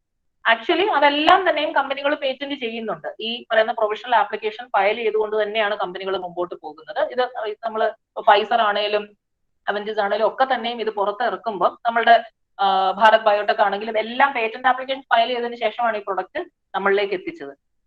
എന്നിട്ട് അവര് ഗവൺമെന്റ് പറഞ്ഞതുകൊണ്ട് വില കുറച്ച് വിൽക്കുകയാണ്. പക്ഷെ അത് ഗവൺമെന്റ് വാങ്ങുന്നു എന്നുള്ള കണ്ടീഷനിൽ അത് പബ്ലിക്കിന് വേണ്ടിയിട്ടുള്ള ഒരു വലിയൊരു കാര്യം എന്നുള്ള രീതിയിൽ ഒരു വലിയ പാൻഡമിക് ഒഴിവാക്കാൻ എന്നുള്ളത് കൊണ്ട് അവര് കണ്ടീഷനലി അവര് തൽക്കാലം ആ മരുന്ന് വില കുറച്ച് ഗവൺമെന്റിന് കൊടുക്കുകയും ഗവൺമെന്റ് അത് വാങ്ങി നമുക്ക് തരികയുമാണ് ചെയ്തുകൊണ്ടിരുന്നത് ഇതുവരെ. പക്ഷേ ആ ഒരു പാൻഡമിക് അവസ്ഥ മാറി എന്ന് സ്ഥാപിച്ചെടുക്കാൻ അവർക്ക് കഴിഞ്ഞു. അതായത് കോവിഡ് റിട്രീറ്റ് ചെയ്തു, അത്ര വലിയ പ്രശ്നമില്ല. പക്ഷെ ഈ വാക്സിൻ എടുത്തുകൊണ്ടേ ഇരിക്കണം, ഇനി നമുക്കിത് വരാതിരിക്കണമെങ്കിൽ ബൂസ്റ്റർ ഡോസസ് എടുത്തുകൊണ്ടേ ഇരിക്കണം എന്നുള്ള ഒരു അവസ്ഥ വന്നു കഴിഞ്ഞാൽ ഗവൺമെന്റ് പിന്നെ വാങ്ങി നമ്മൾക്കത് തരില്ല. പബ്ലിക്കിൽ കടകളിൽ നിന്ന് നമ്മൾ തന്നെ വാങ്ങേണ്ടി വരും, അല്ലെങ്കിൽ ആശുപത്രിയിൽ നമ്മൾ തന്നെ വാങ്ങേണ്ടി വരും. ആ സമയത്ത് ബിക്കോസ് ഇറ്റ് ഈസ് പേറ്റന്റഡ്, ആ പെർട്ടിക്കുലർ മരുന്ന് അവർ പറയുന്ന കോവിഷീൽഡ് ആയാലും കോവാക്സിൻ ആയാലും ഏത് മരുന്നാണോ നമ്മൾ വാങ്ങാൻ ഉദ്ദേശിക്കുന്നത് ആ മരുന്ന് അവർ പറയുന്ന വിലയ്ക്ക് വിൽക്കും. 2000 രൂപയോ 2500 രൂപയ്ക്കോ ഒക്കെ ആയിരിക്കും അവരത് വിൽക്കുന്നത്. ഇപ്പൊ നമുക്ക് ഫ്രീ ആയിട്ട് കിട്ടിയ മരുന്ന് ഗവൺമെന്റ് 150 രൂപയ്ക്ക് വാങ്ങി നമുക്ക് തന്ന മരുന്ന് 2000 രൂപയ്ക്ക് നാളെ ബൂസ്റ്റർ ഡോസ് എടുക്കേണ്ടി വരുമ്പോൾ ഡെഫിനറ്റ്ലി അത് പബ്ലിക്കിനെ എഫക്ട് ചെയ്യും. ഇതുവരെയുള്ള എല്ലാ മരുന്നുകളും, ഇപ്പൊ നാട്ടിൽ നിലനിൽക്കുന്ന എല്ലാ മരുന്നുകൾക്കും ഇതുപോലെ പേറ്റന്റ്, ഒട്ടുമിക്ക മരുന്നുകൾക്കും, വളരെ ചില മരുന്നുകൾ, കുറച്ച് മരുന്നുകൾ മാത്രമേ ഉള്ളൂ പേറ്റന്റിന് പുറത്തുള്ളൂ.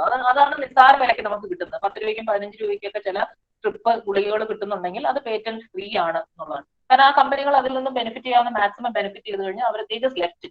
സാധാരണ പനിക്കൊക്കെയുള്ള ചില മരുന്നുകളൊക്കെ they don't bother anymore about it. നമുക്കത് ചീപ്പ് റേറ്റിൽ കിട്ടും. അതിന്റെ ജനറിക് വേർഷൻസ് ഒക്കെ ആൾക്കാർ വേറെ കമ്പനികൾ ഉണ്ടാക്കി, ചെറിയ ചെറിയ ഫാർമസ്യൂട്ടിക്കൽ കമ്പനികൾ ഉണ്ടാക്കി വിൽക്കുന്നു. പക്ഷെ മാർക്കറ്റിൽ ഏറ്റവും ഡിമാൻഡ് ഉള്ള മരുന്നുകൾ ഇപ്പൊ ക്യാൻസർ ചികിത്സയ്ക്കോ അല്ലെങ്കിൽ എയ്ഡ്സ് ചികിത്സയ്ക്കോ അതുപോലെയൊക്കെയുള്ള ഏറ്റവും ഡിമാൻഡ് ഉള്ള, അതായത് ആ മരുന്നുകൾ ഇല്ലെങ്കിൽ മനുഷ്യന് ജീവൻ നിലനിർത്താൻ പറ്റില്ല എന്ന് പറയുന്ന അത്രയും സിവിയർ ആയിട്ടുള്ള ക്രോണിക് ഇൽനെസസിനുള്ള മരുന്നുകളൊക്കെ പേറ്റന്റഡ് ആണ്. എവർഗ്രീനിങ്, ഞാൻ നേരത്തെ പറഞ്ഞതുപോലെ ആ കമ്പനികൾ എവർഗ്രീനിങ്ങിലൂടെ പുതിയ പേറ്റന്റുകൾ ഉണ്ടാക്കിക്കൊണ്ടേ ഇരിക്കുകയാണ്. ആ മരുന്നുകൾ ആയിരങ്ങളും ലക്ഷങ്ങളുമാണ് അതിന്റെയൊക്കെ വില എന്ന് പറയുന്നത്. സാധാരണക്കാരന് അഫോർഡ് ചെയ്യാനേ സാധിക്കാത്ത ലെവലിലുള്ളതാണ്. പലപ്പോഴും ഗവൺമെന്റ് അതിനകത്ത് ഇടപെട്ട് കമ്പൽസറി ലൈസൻസിങ് പോലെയുള്ള ടെക്നിക്സ് ഉപയോഗിച്ച് മാത്രമാണ് അതിന്റെ വില കുറയ്ക്കാൻ ശ്രമിക്കുന്നത്. അല്ലെങ്കിൽ ജനറിക് പ്രൊഡ്യൂസ് ചെയ്യാനുള്ള ലൈസൻസ് ഗവൺമെന്റ് ഇടപെട്ട് വേറെ കമ്പനികൾക്ക് കൊടുത്ത് ആ കമ്പനികൾ സിപ്ല പോലെയുള്ള കമ്പനിക്കൊക്കെ കൊടുത്ത് അവർ പ്രൊഡ്യൂസ് ചെയ്യുമ്പോഴാണ് അതിന്റെ വില കുറയുന്നത്. അത് ഡെഫിനറ്റ്ലി ഇന്റലക്ച്വൽ പ്രോപ്പർട്ടി റൈറ്റ്സ് അങ്ങനെയൊക്കെയുള്ള സന്ദർഭങ്ങളിൽ has A severe impact on the general public. In certain cases, the general public does not realize that they are being affected. But my take on the whole thing is, as you asked, basically intellectual property rights, though it comes in that pretense that it is for the sake of encouraging innovation, on the other hand, the moment it is connected with market, someone or the other is trying their best to monopolize it and to make financial benefit of it.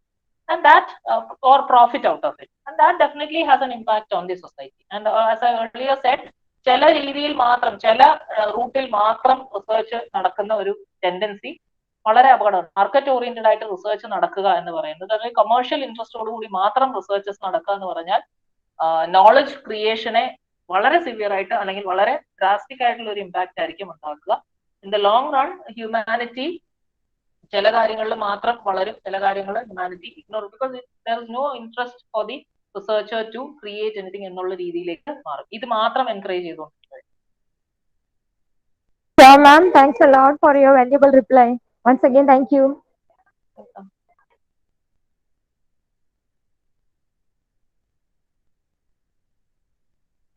Any doubts on copyright? You will all be writing your thesis or project and all. So please make sure that it is not a plagiarized work. It takes a little effort, but the earlier you start practicing it, it becomes so much more easier.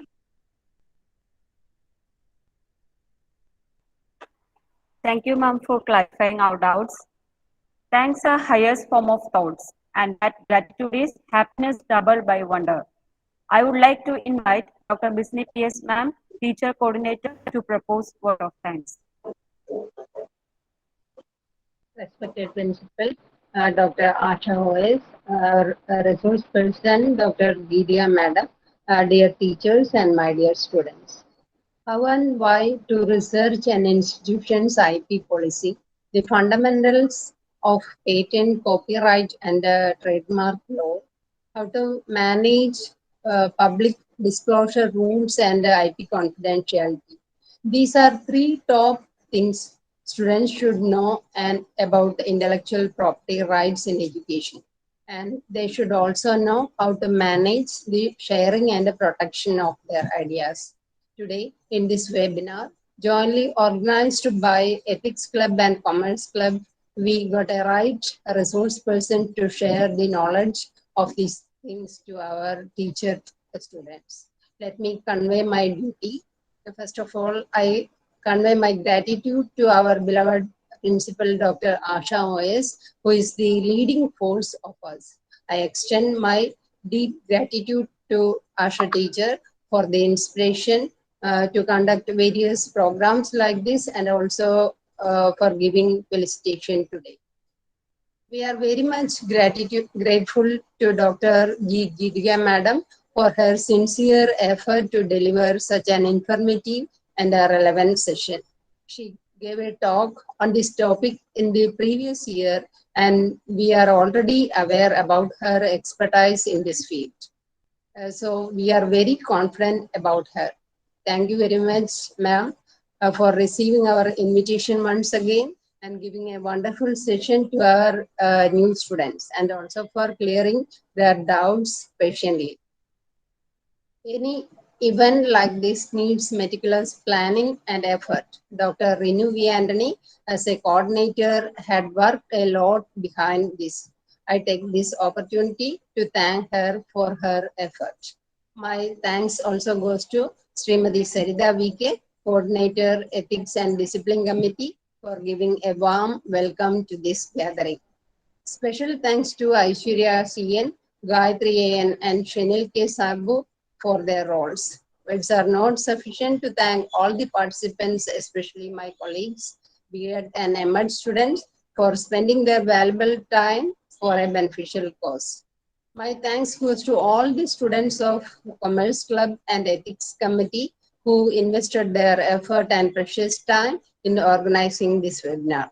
Thank you all. Thank you very much. Thank you, ma'am, and thank you all. You can leave the meeting now. Thank you so much for the opportunity. Thank you.